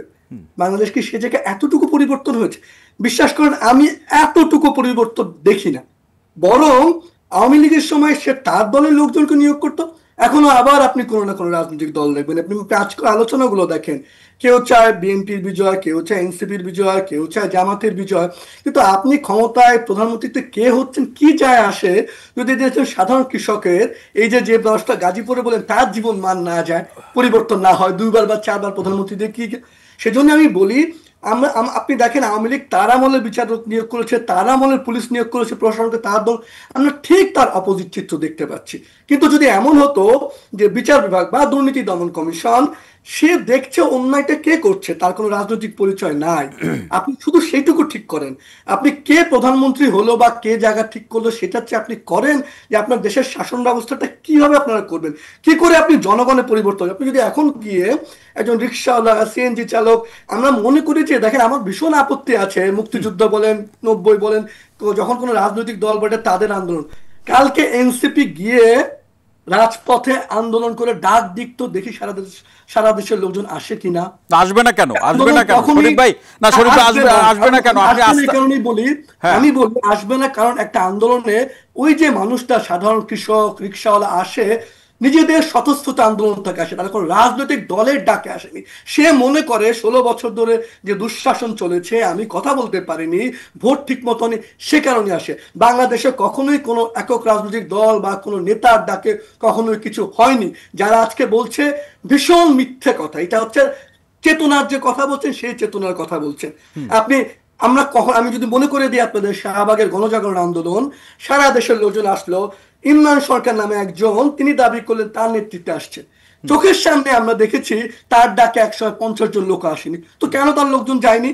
বাংলাদেশের কোনো আন্দোলনের নেতৃত্ব কোনো রাজনৈতিক দল বা একক কারো নাই, সাধারণ জনগণ সেখানে স্বতঃস্ফূর্তভাবে এগিয়ে এসেছে। হ্যাঁ, কেউ হয়তো সামনে বা সাধারণ জনগণ কেন এসেছে? দেখেন আপনি আওয়ামী লীগ করেন, বিএনপি করেন, জাতীয় পার্টি করেন, যে কোনো রাজনৈতিক দল করতে পারেন, এই বাংলাদেশে যারা থাকে তারা কি কেউ ইন্ডিয়া থেকে আসছে, পাকিস্তান থেকে আসছে? আপনি কেন একজন মানুষকে বিচারের আগে ক্রস ফায়ার হত্যা করবেন? কিংবা যে কথাটা বললেন, আপনি একটা মানুষকে খুন করতে 3 জন 4 জন 5 জন আগে আপনি 600-700 আসামি করেছেন। কিভাবে? আপনি একদল রাজনৈতিক দল দেন, একদল ব্যবসায়ী দেন, একদলের সরকারি কর্মকর্তা দেন। আপনি যদি একটা মামলা 1000 জনকে আসামি করেন, প্রত্যেকের সাক্ষ্য নিয়ে প্রত্যেকের নিরাপদ প্রমাণ করতে গিয়ে যেই দীর্ঘ সময়টা যাবে, একটা মামলাও কি ন্যায় বিচার হবে? এই যে সেজন্য আমি বলি, আমি চাই যে শুধু প্রথম এই দেশের কিচ্ছু দরকার নাই, আমার বিচার ব্যবস্থাটা ঠিক করেন যেখানে আমি গিয়ে ন্যায় বিচার পাবো, তাহলেই বাকিরা বুঝবে যে আমি যদি ঠিক মতো কাজ না করি আমাকে আদালতে যেতে হবে। এবং আপনি নির্বাচন বলছেন বা গণতন্ত্র বলছেন, এই 54 বছর পৃথিবীর প্রায় সব দেশই দেখবেন 2 বা 3টা রাজনৈতিক দল ঘুরে ফিরে ক্ষমতায় যায়, কিন্তু সংকটটা রাজনৈতিক দলের নয়, সেখানে বিচার ব্যবস্থা এমন আছে। আমেরিকায় চাইলে কি কালকে ট্রাম্প চট করে কাউকে সন্ত্রাসী বানিয়ে ফেলতে পারবেন? চট করে চাইলে কি সে জোহরানের বিজয় ঠেকাতে পারবেন? তার বিচার ব্যবস্থা, তার প্রশাসন, প্রাতিষ্ঠানিক কাঠামোগুলো দাঁড়িয়ে গেছে। আমি মনে করি আমাদের উচিত আমাদের প্রাতিষ্ঠানিক কাঠামো, আপনি যখন পূর্ব জীবনে, ছাত্র জীবনে আপনি যাই করেন না কেন, আপনি যখন একজন বিচারক, আপনি যখন একজন শিক্ষক, আপনি যখন একজন পুলিশ, আপনার কোনো দলীয় পরিচয় দেখেন। আপনি দেখেন একই লোক আওয়ামী লীগ ক্ষমতায় থাকলে পুলিশ বলে আমি ছাত্রলীগ করেছি, বিচারক ছাত্রলীগের সম্পৃক্ততা করে, এখন বিএনপি জামাতের সম্পৃক্ততা করে আপনি করছেন। কোনোভাবেই এটা হওয়া উচিত না। তিনি যখন করবেন তিনি আসলে মানুষের স্বার্থ দেখছেন কিনা, নাগরিকের স্বার্থ দেখছেন। আমার ভীষণ দুঃখ লাগে, কারণ এই 2013 সালের কোটা আন্দোলন বলেন, 18 আন্দোলন বলেন, আওয়ামী লীগের অভিযোগ ছিল আমি হচ্ছে সেই মানুষ যে এই আন্দোলনগুলোর পিছনে ছিলাম, আমি সেই ষড়যন্ত্রকারী, আমার সাথে তারেক রহমান ইনবক্স বই করেছে, হয়রানি।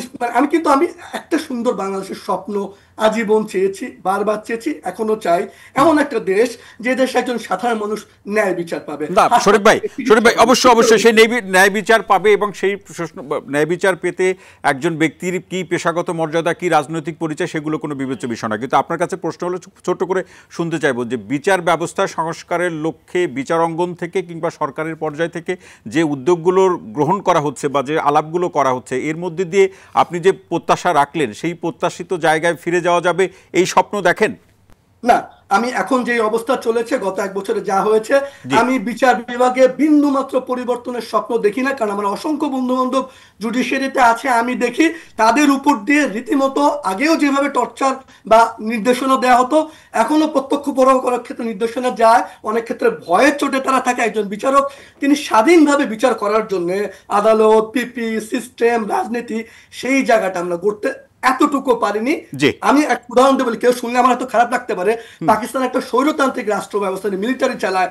আমার মাঝে মাঝে মনে হয় সেই দেশের বিচার ব্যবস্থাও অনেক ক্ষেত্রে বোধ হয় আমাদের চেয়ে মাঝে মাঝে ভালো ফাংশন করে, আমাদের দেশে করে না। আমি এই একটা জায়গায় বারবার জোর দিচ্ছি, আওয়ামী লীগ বিএনপি কে গেল কিছু যায় আসে না, প্রতিষ্ঠানগুলো যদি ঠিক না হয়। দেশটি আমাদের, সুতরাং দেশের ভালোর জন্য কাজ করতে হবে। শরীফুল হাসান, আপনাকে অসংখ্য ধন্যবাদ। আসতে চাই আব্দুল্লাহ আল মাহমুদ, আপনার কাছে দর্শক ভাই 2টি প্রশ্ন রেখেছিল আপনার কাছে। সেটি হচ্ছে যে এনসিপি রাজনৈতিক আদর্শ কি, এবং অনেক ক্ষেত্রে দেখা যাচ্ছে বিএনপির সমালোচনা করেই এনসিপি রাজনৈতিকভাবে টিকে থাকার চেষ্টা করছে বা জনগণের কাছে যাওয়ার চেষ্টা করছে। দর্শকের এই প্রশ্নে কি বলবেন? প্রথমে দর্শক যিনি প্রশ্ন করেছেন ওনাকে ধন্যবাদ দিতে চাই, যেহেতু আমি নিজেও গাজীপুরের সন্তান, গাজীপুর থেকে প্রশ্ন এসেছে, এটা নিতেও ভালো লাগছে। শাসন ব্যবস্থার পরিবর্তন, শাসক, আমাদের নাহিদ ইসলাম আহ্বায়ক গতকালও বলেছেন যে আমাদের মূল লক্ষ্য হচ্ছে শাসক পরিবর্তন নয়, শাসন ব্যবস্থাটার পরিবর্তন। অর্থাৎ একটা নতুন, এতদিন একজন শাসক ছিল 5 বছর, নতুন করে আরেকজন শাসক এনে বসায় দিলাম বর্তমান প্রেক্ষাপটে। হ্যাঁ, হোয়াট চেঞ্জেস অ্যাকচুয়ালি? কিছু কি চেঞ্জ হবে, পরিবর্তন হবে? কোনো কিছুই পরিবর্তন হবে না। যে ভাই প্রশ্ন করেছেন ওনার জন্য বলছি, কারণ আমার তো শাসন ব্যবস্থাটাই ঠিক নাই, আমার নির্বাহী বিভাগটাই ঠিক নাই, আমার আইন বিভাগ ঠিক নাই, আমার বিচার ব্যবস্থা ঠিক নাই। এটা কি আমরা কি যারা বসে আছি এটা থেকে দ্বিমত করার কোনো সুযোগ আছে? অফকোর্স লুপহোলস আছে এগুলাতে। এই আমার আইন বিভাগ বলি বা বিচার বিভাগ বলি বা হচ্ছে আমার নির্বাহী বিভাগ বলি, এগুলোর মধ্যে যে পাওয়ারের যে একটা ইমব্যালেন্স, নির্বাহী বিভাগ আইন বিভাগকে নিয়ন্ত্রণ করে, বিচার বিভাগকে নিয়ন্ত্রণ করে, এটাই তো আমরা এতদিন দেখে আসছি। সুতরাং এই যে একটা অনুশীলন, এটা যদি চেঞ্জ না করা যায়, এই ব্যবস্থাটা যদি চেঞ্জ না করে আমরা নতুন করে একটা নির্বাচনের দিকে চলে যাই, ভাই যেটা বলছিলেন, তখন সেটা হবে আত্মঘাতী। এবং সেটার মাধ্যমে আমরা মনে করি বর্তমান যেই দলটা খুব ভালো করার জন্য সবাইকে আশা দিচ্ছে, আমি যদি বলি বিএনপির কথাই বলি, বিএনপি বলছে সব কিছু করবে, ভালো করবে, এটা করবে, সেটা করবে, ক্রেডিট গোস টু দেম, আমি তাদেরকে ক্রেডিট দিয়েই বলছি। এই বর্তমান ব্যবস্থার কারণে বিএনপি যে স্বৈরাচার হয়ে উঠবে না, আমরা আসলে এখানে বসে এটা নিশ্চয়তা দিতে পারবো না। বলছে স্বৈরাচার হয়ে উঠলে আওয়ামী লীগের মতো ভবিষ্যৎ হবে, এর থেকে তারা আর কি বলবে? ধরেন এখন বললো, বাট ভবিষ্যৎ হলো, মাঝখানে যে মানুষগুলোর যে আবার গুম, হত্যাকাণ্ড, এগুলো যদি আবার ফেরত আসে, সেটা তো বংশই দিয়ে তো আর সেই কাজটা কেউ করবে না। এখন দেখেন কেন হবে না, এটা হবে না কারণ হচ্ছে এটা তো শুধু রাজনৈতিক দল ইনভলভ না, একটা শাসন ব্যবস্থা চালানোর জন্য বিচার বিভাগ, আইন বিভাগ আর নির্বাহী বিভাগের জন্য এখানে অনেক কর্মকর্তা আছে, কর্মচারী আছে, লেজুর ভিত্তি অনেক কিছু আছে, তিনটা প্রধান বিভাগ, এর অনেকগুলো ইনস্টিটিউশন আছে, ইন্ডিপেন্ডেন্ট ইনস্টিটিউশনগুলো আছে। এইগুলা যদি ঠিক না হয়, আলটিমেটলি কোনো একটা রাজনৈতিক দল সদিচ্ছা থাকলেও কিন্তু প্রপারলি এখানে কাজ করতে পারবে না। বাংলাদেশের বর্তমান রাজনৈতিক প্রেক্ষাপটে আমাদের প্রশাসনিক প্রেক্ষাপটের দিকটাও যদি আপনি দেখেন এনবিআর যে কোনো একটা সেটা ঠিক করার প্রশ্নে নির্বাচিত সরকারের প্রতি আপনাদের আস্থা রাখতে অসুবিধা কোথায়? না, আমরা তো বলি নাই যে নির্বাচনী সরকারের প্রতি কোনো আস্থা রাখার, বলছেন যে নির্বাচিত সরকার এটা নাও করতে না করতে পারে না, যে বক্তব্য না, নির্বাচিত সরকার না করতে পারার ব্যাপারটা ডিফারেন্ট। কথা হচ্ছে যে আপনার বর্তমান যে ব্যবস্থা আছে, এই ব্যবস্থাটা আমরা প্রথমে সবাই অ্যাড্রেস করেছি এটা কলুষিত ব্যবস্থা। এখন এই ব্যবস্থার আপনি কোনো ধরনের নিউট্রাল পজিশন এখন একটা যাচ্ছে, রাইট? আপনি তো পরবর্তীতে যখন আপনি এগ্রি করবেন যে 3 মাসের জন্য একটা নির্বাচনকালীন তত্ত্বাবধায়ক সরকার আসবে, তখন কি আপনি এই শাসন ব্যবস্থা, নির্বাহী বিভাগ এগুলো চেঞ্জ করার জন্য আপনি আলাপ করতে পারবেন? দীর্ঘ সময় পারবেন না, তাদের তো সেই ম্যান্ডেটই থাকবে না সেই নির্বাচনকালীন তত্ত্বাবধায়ক সরকারের। এখন অন্তর্বর্তীকালীন তত্ত্বাবধায়ক সরকার আছে, তাদের এই ম্যান্ডেট আছে বর্তমানে। সো তাদের সময় এই মূল জিনিসগুলো যদি পরিবর্তন না হয়, এইটাই যে আমরা যে নতুন রাজনৈতিক বন্দোবস্ত বলি বা হাদি ভাইয়ের যদি বিনির্মাণের কথাই বলি, একই কথা।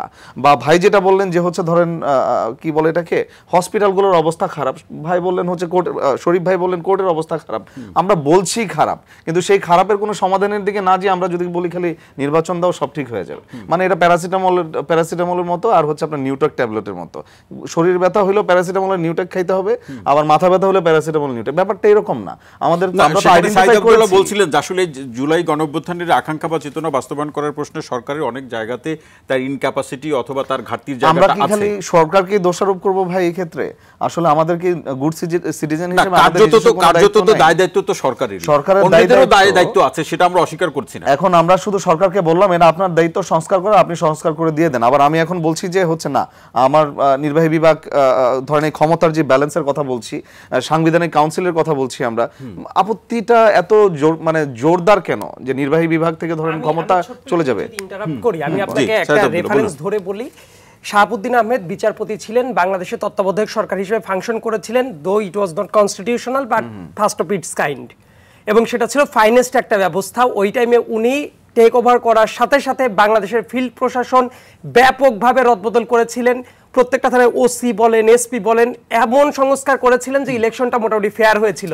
এই সরকার 11 মাস পরে গিয়েও তার কাছে অনেক কিছু সংস্কার করার প্রয়োজন অনুভব করে নাই। এমনকি 11 মাস পরে এসে বিগত 3টা প্রচন্ড কারচুপির ইলেকশন যারা করেছিল তাদের যখন চিফ ইলেকশন কমিশনারকে ধরার তাগিদ অনুভব করছে 11 মাস পরে তত্ত্বাবধায়ক সরকার, 11 মাস পরে, আমি জাস্ট শেষ করছি, 11 মাস পরে এই ইন্টারিম গভর্নমেন্ট ভাবছে যে তাদের তদন্ত করাটা দরকার, এটা একটা লজ্জার। এই তদন্তটা আগস্ট মাসে করা উচিত। আমি আপনার সাথে এটাতে 110% একমত। ওই জন্য বলছি এই সরকার একেবারে বেসিক জায়গাটাই করে নাই। না, সরকারের তো অবশ্যই দোষ আছে। অন্যদের ধরেন সরকারের তো অবশ্যই এখানে দোষ আছে এবং তাদেরকে এই সমালোচনার বাইরে রাখার কোনো সুযোগ নাই। আপনি শুধুমাত্র এই পোস্টিং দিলে তো আর আসলে চরিত্র পরিবর্তন হয়ে যাবে না। আমি ধরেন একজন যেই ডিসি সাহেব রাতের ভোটের সাথে সংযুক্ত ছিল, উনি সবকিছু বলে দিয়েছে কিভাবে হবে, এখন তাকে যদি আমি পোস্টিং করে অন্য জায়গায় দিয়ে দিই কোনো লাভ নেই।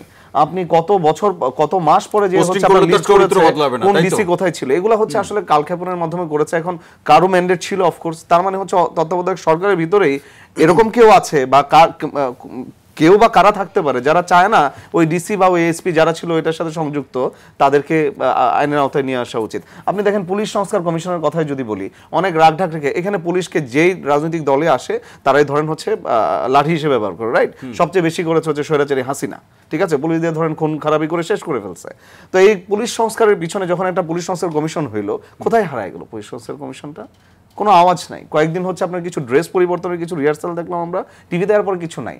সো এটা তো হচ্ছে আমাদের জনগণ মানে মানুষের সাধারণ মানুষকে চোখে ধোলা দেওয়া আমি মনে করি। হ্যাঁ, একটা বিচার সেই ড্রেসটা যে পরিবর্তন কার স্বার্থে যেটা করা হলো টেন্ডার, সেটা নিয়েও কিন্তু অনেক অভিযোগ। আচ্ছা, মানে ড্রেস পরিবর্তন করলে তো আমার চরিত্রের পরিবর্তন হবে না। আমি যদি সংস্কারের দিকেই যেতে হয়, আমি যদি বলেই থাকি যে হচ্ছে একটা থানাতে একজন ওসি সাহেব, আমি সম্মান রেখেই বলছি পুলিশ ফোর্সের প্রতি, যে ওসি সাহেবের এখানে গেলে হচ্ছে ঘোষ ছাড়া কাজ করেন। আরে ভাই, উনি তো 13 ঘন্টা 14 ঘন্টা 15 ঘন্টা 20 ঘন্টা পর্যন্ত অনেক ওসি ডিউটি করে। আপনি তো তার বেসিক স্যালারি আর তার সমতুল্য অন্য সরকারি কর্মকর্তা যা আছে তার basic salary same, you give him double, you give him triple. সেই জায়গাতে আব্দুল মাহমুদ ভাই, সেটা তো বলা হচ্ছে যে এই অভিযোগটি আছে নিশ্চয়ই, সেটা আপনারা কোনো রকমভাবে স্বীকার করেন যে সরকারের সাথে এনসিপির একটা খুবই অন্তর্নিহিত একটা যোগসূত্র আছে। আপনারা তো এই ভুল ত্রুটিগুলো সরকারকে বলতে পারেন। এই প্রসঙ্গটি থাকলো আপনার কাছ থেকে পরে আমি জাস্ট 10 সেকেন্ড এটা বলে দেই আপনাকে, এটা লম্বা সময় নিয়ে শুনতে চাই, পরে শুনছি। আবিদুল ইসলাম খান আসতেছে। শুরুর দিকে আলোচনায় যতটুকু শুনেছি আপনার কথা, তার প্রেক্ষাপটেই গণ অভ্যুত্থানে যে অংশীজন যারা ছিল, দল কিংবা ছাত্র শ্রমিক জনতার মধ্যে বা স্টেক হোল্ডার, এদের মধ্যে বিভাজনের যে প্রেক্ষাপট, এটি কি মনে করেন যে এখনই আন্দোলন শেষে বা গণ অভ্যুত্থানের পরে সবাই যার যার মূল দলে ফিরে গিয়েছে, নাকি আসলে এই এখন ক্ষমতা কেন্দ্রিক আলাপ এবং মূল দলের বাইরে এই ছাত্র সংগঠন যেগুলো আছে তারাও যেতে পারছে না? দেখেন, এতক্ষণ অনেক আলোচনা হয়েছে, এটা হচ্ছে ওইটা হচ্ছে না, কিংবা ব্যর্থ সফলতা। শুনেন, প্রকৃতি এগুলো করে দিয়ে যাবে না, এগুলো করবে ব্যক্তিত্ব, নেতৃত্ব। আজকে গণঅভ্যুত্থান হওয়ার পরে, সামগ্রিক গণঅভ্যুত্থান হওয়ার পরে এখানে অনেকগুলো স্টেক হোল্ডারই গণঅভ্যুত্থানের অংশীদার, সামগ্রিক স্টেক হোল্ডার, আওয়ামী লীগ বাদে। তো এই স্টেক হোল্ডার গণঅভ্যুত্থান সফল হওয়ার পরে এর মধ্য থেকে বৈষম্যবিরোধী ছাত্র আন্দোলনের যে ব্যানারটা ছিল, সেই ব্যানারটা সকলে সম্মিলিতভাবে এই ব্যানার আন্দোলনে অংশগ্রহণ করলো। 5 আগস্টের পরের দিন থেকে 6 আগস্ট থেকে তাদের অ্যাটিটিউড পরিবর্তন হতে থাকলো, এটাকে কুক্ষিগত করতে থাকলো। এর মধ্য থেকে তারা উপদেষ্টা পরিষদে গেল, কেউ উপদেষ্টা পরিষদের হচ্ছে যে আপনার পিএস হলো, এপিএস হলো, বিভিন্ন মন্ত্রণালয়গুলোতে ঘুরলো এবং হচ্ছে যে বিভিন্ন মন্ত্রণালয়ের টেন্ডার থেকে শুরু করে সব জায়গায় তাদের নির্দেশ ব্যয়ের বাহিরে কিছুই হচ্ছে না। আমার বন্ধুবান্ধব যারা মন্ত্রী হয়েছে এখন তারা হাজার হাজার কোটি টাকার মালিক, তার এপিএসরা দুর্নীতিতে ধরা খাচ্ছে, আমার জুনিয়রদের এপিএসগুলো দুর্নীতিতে ধরা খাচ্ছে। তাহলে আজকে তাদের কাছে যে আশা ছিল, সেই আকাঙ্ক্ষা ছিল, সেই আকাঙ্ক্ষা তারা বাস্তবায়ন করতে পারেনি। তাদের যে ইচ্ছা ছিল যে রাষ্ট্রের পরিবর্তন করবে, সেই রাষ্ট্রের পরিবর্তনের বাদ দিয়ে তারা নিজেদের পরিবর্তনে লেগে গেছে। আজকে দেখেন, এই ঈদ পরবর্তী সময় আমি শহীদদের কবর জিয়ারত করেছি, আহতদের কাছে আমি গিয়েছি। শহীদ পরিবারগুলো কাছে তার সন্তান কেন গণঅভ্যুত্থানে গেল, এই যে শহীদ পরিবারের আহাজারি, এই আহাজারিটাই তো গণঅভ্যুত্থানের স্পিরিট ব্যাহত হওয়া। এই যে আহত যারা শহীদ হয়েছে তারা তো গেছেই, কিন্তু যারা আহত হলো, চিরজীবনের জন্য পঙ্গুত্ব বরণ করলো, তারাও আহাজারি করছে কেন আমি গণঅভ্যুত্থানে গেলাম। তাহলে তো আমি সুস্থ থাকতে পারতাম, কারণ আমি যেই দৃষ্টিভঙ্গিতে, যেই আশা নিয়ে গণঅভ্যুত্থানে গিয়েছি, সেই আশা তো আমি নেতৃত্বের মধ্যে প্রতিফলিত হতে দেখতেছি না। এখন গণঅভ্যুত্থান পরবর্তী সময়ে যে মেইন স্টেক হোল্ডার ছিল, বাংলাদেশ জাতীয়তাবাদী দল এখানে একটা মেইন স্টেক হোল্ডার, অন্যতম স্টেক হোল্ডার ছিল, তারা কিন্তু সরকারে যায়নি, উল্টা আরো বর্তমান সরকারকে বাহিরে থেকে যতটুকু শেল্টার দেওয়া প্রয়োজন সেটা দিচ্ছে, এবং বিএনপি শেল্টার দিচ্ছে বলেই এই সরকার তার কার্য পরিচালনা করতে পারছে। এটা আপনি প্রকাশ্যে স্বীকার করেন না করেন, সেটা সকলেই বিহাইন্ড দ্য সিনে স্বীকার করে, অনেকে প্রকাশ্য স্বীকার করে। এই যে লাইনটা বললেন, এটা গণঅভ্যুত্থানের সাথে যায় কোনটা, যে বিএনপি সমর্থন দিচ্ছে বলেই সরকার টিকে আছে? বিএনপি সরকারকে সমর্থন দিচ্ছে, তারেক রহমান তো বলছে এই সরকার আমাদের সরকার, এই সরকারকে দিতে হবে, শেল্টার দিতে হবে। তিনি তো বলেছেন আমাদের মানে সকলের সরকার, হ্যাঁ জনগণের সরকার। তো আমরা তো অসহযোগিতা করব না, আমরা তো একটা সুষ্ঠু নির্বাচন, তাদের মধ্যে দিয়ে একটা সুষ্ঠু নির্বাচনের মধ্যে দিয়ে গণতন্ত্রের পদযাত্রাকে আমরা হচ্ছে যে সমন্বিত করতে যাই, যার ফলশ্রুতিতে তাদের সহযোগিতা করছে। এখন যেটাতে আমি আসতেছি, তো এখন আপনি গণঅভ্যুত্থানের যে স্টেক হোল্ডারগুলো ছিল, গণঅভ্যুত্থান পরবর্তী সময়ে যারা মেইন স্টেক হোল্ডার ছিল, তাদের সাথে আপনি দ্বিমত পোষণ করা শুরু করলেন। তাদেরকে আপনি আগে হাসিনা ঠেকানোর চাইতে এখন আপনি বিএনপি ঠেকাও আপনি নেমে পড়লেন। এই যে একটা প্রতিহিংসা, তারপর হচ্ছে যে শহীদ পরিবারগুলোর যে আহাজারি, এই সামগ্রিক যে প্রেক্ষাপট, এই প্রেক্ষাপটে গণঅভ্যুত্থানের স্পিরিট ব্যাহত হচ্ছে। আর হচ্ছে যে আপনারা বারবার একটা কথা এখানে বসে আমি বারবার শুনছি যে সে এক দফার ঘোষণা দিয়েছে, সে এটা করেছে, সে ওটা করেছে। দেখেন আমি আপনাকে একটা ক্রম সিরিয়াল আমি আপনাকে বলি। 6 জুন থেকে আমি যে কথাগুলো বলছি এগুলো বাংলাদেশের প্রথম আলো থেকে শুরু করে সবগুলো পত্রিকাতে এস্টাবলিশড কথা, আপনি খুঁজলেই পাবেন। 6 জুন থেকে ঢাকা বিশ্ববিদ্যালয়ের ছাত্রদলের ছেলেরা আন্দোলনকে জেনারেলাইজেশন হয়েছে, আন্দোলনের জন্য আলাদা গ্রুপ খুলেছে, কিভাবে আন্দোলনকে হাসিনা পতন আন্দোলনের রূপ দেওয়া যায় 6 জুন থেকে আমি আপনাকে ডকুমেন্টেশন দেখাতে পারবো। এই রকম পরিকল্পনা গোটা বাংলাদেশে অদ্বিতীয় আর হয় নাই। নাম্বার 1। নাম্বার 2, আমি বলছি আমার না প্লিজ আমাকে কথা বলতে, না আমাকে কথা বলতে দিতে হবে। তারপর হচ্ছে যে 6 জুলাই আসেন, 6 জুন থেকে তো আন্দোলনে আমরা আছি, 1 জুলাই থেকে আবার আন্দোলন হলো 9 জুলাইয়ের পরে। তাহলে তারপর হচ্ছে যে আপনার 6 জুলাই বিএনপি মহাসচিব, উনি একটু আগে বললেন, বিএনপি মহাসচিব মির্জা ফখরুল ইসলাম আলমগীর স্যার ঘোষণা দিয়েছেন কোটা সংস্কারের পক্ষে তিনি সংবাদ সম্মেলন করেছেন, পক্ষে মত দিয়েছেন। তারপর 11 জুলাই বাংলাদেশ জাতীয়তাবাদী ছাত্রদল কোটা আন্দোলনের যে সমর্থনে সংবাদ সম্মেলন দিয়ে শিক্ষার্থীদের পাশে থাকার ঘোষণা দিয়েছেন, তাদের সমর্থন দেওয়ার সুযোগ দিয়েছেন। তারপর 14 জুলাই রাতে রাজু ভাস্কর্য থেকে হাসিনাকে স্বৈরাচার শব্দে দীর্ঘ 15.5 বছর পরে ঢাকা বিশ্ববিদ্যালয়ের মাটি থেকে হাসিনাকে স্বৈরাচার শব্দে প্রতিষ্ঠিত করে গোটা বাংলাদেশ হাসিনাকে স্বৈরাচার শব্দে প্রতিষ্ঠিত করেছে জাতীয়তাবাদী ছাত্র দলের ছেলেরা। 15 জুলাই এই যে রাতে স্বৈরাচার শব্দে প্ররোচিত করলো হাসিনা, ভুল করলো, পরের দিন থেকে কিন্তু ওবায়দুল কাদের ছাত্রলীগকে লেলিয়ে দিল। সেখানে ছাত্র দলের ছেলেরা বিসি চত্বরে সাধারণ শিক্ষার্থীদের সাথে, আমি নিজে সহ বিসি চত্বরে সেদিন আমার বাপায় আঘাত করে ছাত্রলীগ, আমি আহত হয়ে ঢাকা মেডিকেলে যাই। তারপর 15 জুলাই ওই আহত হওয়ার পরে 15 জুলাই ইমার্জেন্সি আমাদের পার্টি অফিসে যে বৈঠক, ছাত্রদলের ছাত্র বিষয়ক সম্পাদকের নেতৃত্বে ছাত্রদলের সেন্ট্রালের সাথে বৈঠক হয়েছে। সেই বৈঠকে নির্দেশনা দেওয়া হয়েছে আজ থেকে প্রকাশ্যে ঘোষণা দিয়ে তোমরা শহীদ মিনারে অবস্থান করো, সাধারণ শিক্ষার্থীদের পাশে বিরোধ করো।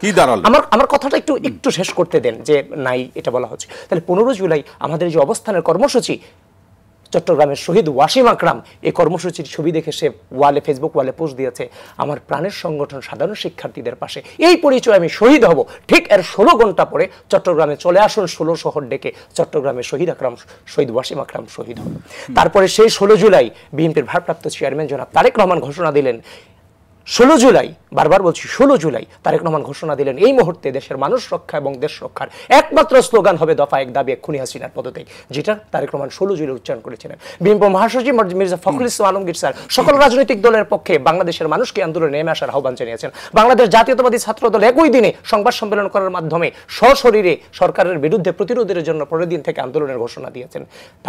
তারপরের আন্দোলন কিভাবে হয়েছে 18 তারিখ পরবর্তী সময়ে প্রত্যেকটা নির্দেশনা পার্টি অনুযায়ী পার্টি কিভাবে ইনভলভ হয়েছে সেটা আপনারা দেখেছেন। সুতরাং ওই 6 জুন থেকে আপনার হচ্ছে যে 16 জুলাই পর্যন্ত, এই 16 জুলাই এক দফার ঘোষণা হয়েছে, 16 জুলাই এক দফার ঘোষণা হয়েছে। আমি এই আন্দোলনকে 4 ভাগে ভাগ করি। নাম্বার 1, 6 জুন থেকে 14 জুলাই রাত পর্যন্ত, এটা ছিল একটা পার্ট আন্দোলনের, যেটা কোটা সংস্কার আন্দোলন থেকে স্বৈরাচার বিরোধী আন্দোলনের গোড়াপত্তন ছিল এই সময়টাতে। এই 15 জুলাই থেকে 18 জুলাই পর্যন্ত ছিল আন্দোলনকে এক দফায় প্রভাবিত করার আন্দোলন, যেটা তারেক রহমান 16 তারিখ ঘোষণা দিয়েছেন। এবং 19 জুলাই থেকে 2 আগস্ট পর্যন্ত এই সময়টাকে আমি আমার দৃষ্টিভঙ্গিতে অবহিত করি গণঅভ্যুত্থানের জোয়ার সৃষ্টিকরণ, যেটার মধ্য দিয়ে সাংস্কৃতিক কর্মী থেকে শুরু করে, আইনজীবী থেকে শুরু করে, শিক্ষক থেকে শুরু করে, বাসায় আশ্রয় দানকারী গৃহিণীরা থেকে শুরু করে প্রত্যেকটা ব্যক্তি একজন আরেকজনের ইনফ্লুয়েন্সারের রূপ নিয়েছে, বুদ্ধিজীবী থেকে শুরু করে। এই সময়টাকে আমি চূড়ান্ত গণঅভ্যুত্থানের হচ্ছে যে আপনার হচ্ছে যে গণজোয়ার হিসেবে আমি উল্লেখ করি। এবং 3 আগস্ট থেকে 5 আগস্ট পর্যন্ত এটা চূড়ান্ত সরকার পতনের আন্দোলন হিসেবে আমি কাউন্ট করি। সুতরাং আমাদের যদি পরিকল্পনা না থাকতো 6 জুন থেকে, তাহলে এভাবে আমি কাউন্ট করতে পারতাম। আপনি বলছেন মেজর কন্ট্রিবিউশন আপনাদের, মেজর কন্ট্রিবিউশন বলছি না, আন্দোলনকে এক দফায় প্রভাবিত করতে এবং হাসিনা পতন করতে গিয়ে এই আন্দোলনটাকে এক দফায় প্রভাবিত করেছি আমরা। অসংখ্য ধন্যবাদ। নাজমুল হাসান, অবদানের ভাগাভাগি। আসলে ইতিমধ্যে আমার বক্তব্যে আগে বলেছি যে ভাই যেটা বললেন যে বিএনপি সাপোর্ট দিচ্ছে বিদায়ী অন্তর্বর্তীকালীন সরকার ঠিকই আছে, এই যে আচরণ, তা জনগণ কোথায়? আবার ওনার যে বক্তব্য, সেক্ষেত্রে 6 জুন থেকে শুরু করে প্রত্যেকটা জায়গাতে ভূমিকা রাখছে, অবশ্যই এটা তো অস্বীকার করার সুযোগ নেই। ছাত্রদল বৃহৎ একটা রাজনৈতিক ছাত্র সংগঠন, আমরা দেখেছি যে রাকিব ভাই তার হাতে কিভাবে আহত হয়েছে, সবকিছু ঠিক আছে, কিন্তু আমার কেন জানি আলোচনাগুলোতে শিক্ষার্থীরা যে একটা গুরুত্বপূর্ণ ভূমিকা রাখছে সেই জায়গাটাই নাই। ঢাকা বিশ্ববিদ্যালয়ের শিক্ষার্থী হিসেবে প্রত্যেকটা বিশ্ববিদ্যালয়ের শিক্ষার্থী অবশ্যই শিক্ষার্থী, কিন্তু যে আপনারা যখন শিক্ষার্থীরা যখন পাশে করে রাখেন তখন মনে হয় যে ভাই 15.5 বছরে যে লেভেলের স্বৈরাচার কায়েম করা হয়েছে ঢাকা বিশ্ববিদ্যালয়ের রাজু ভাস্কর্যের মাটি থেকে, একজন সাধারণ শিক্ষার্থীদের পক্ষে হাসিনাকে স্বৈরাচার শব্দে প্রতিষ্ঠিত করা সম্ভব না।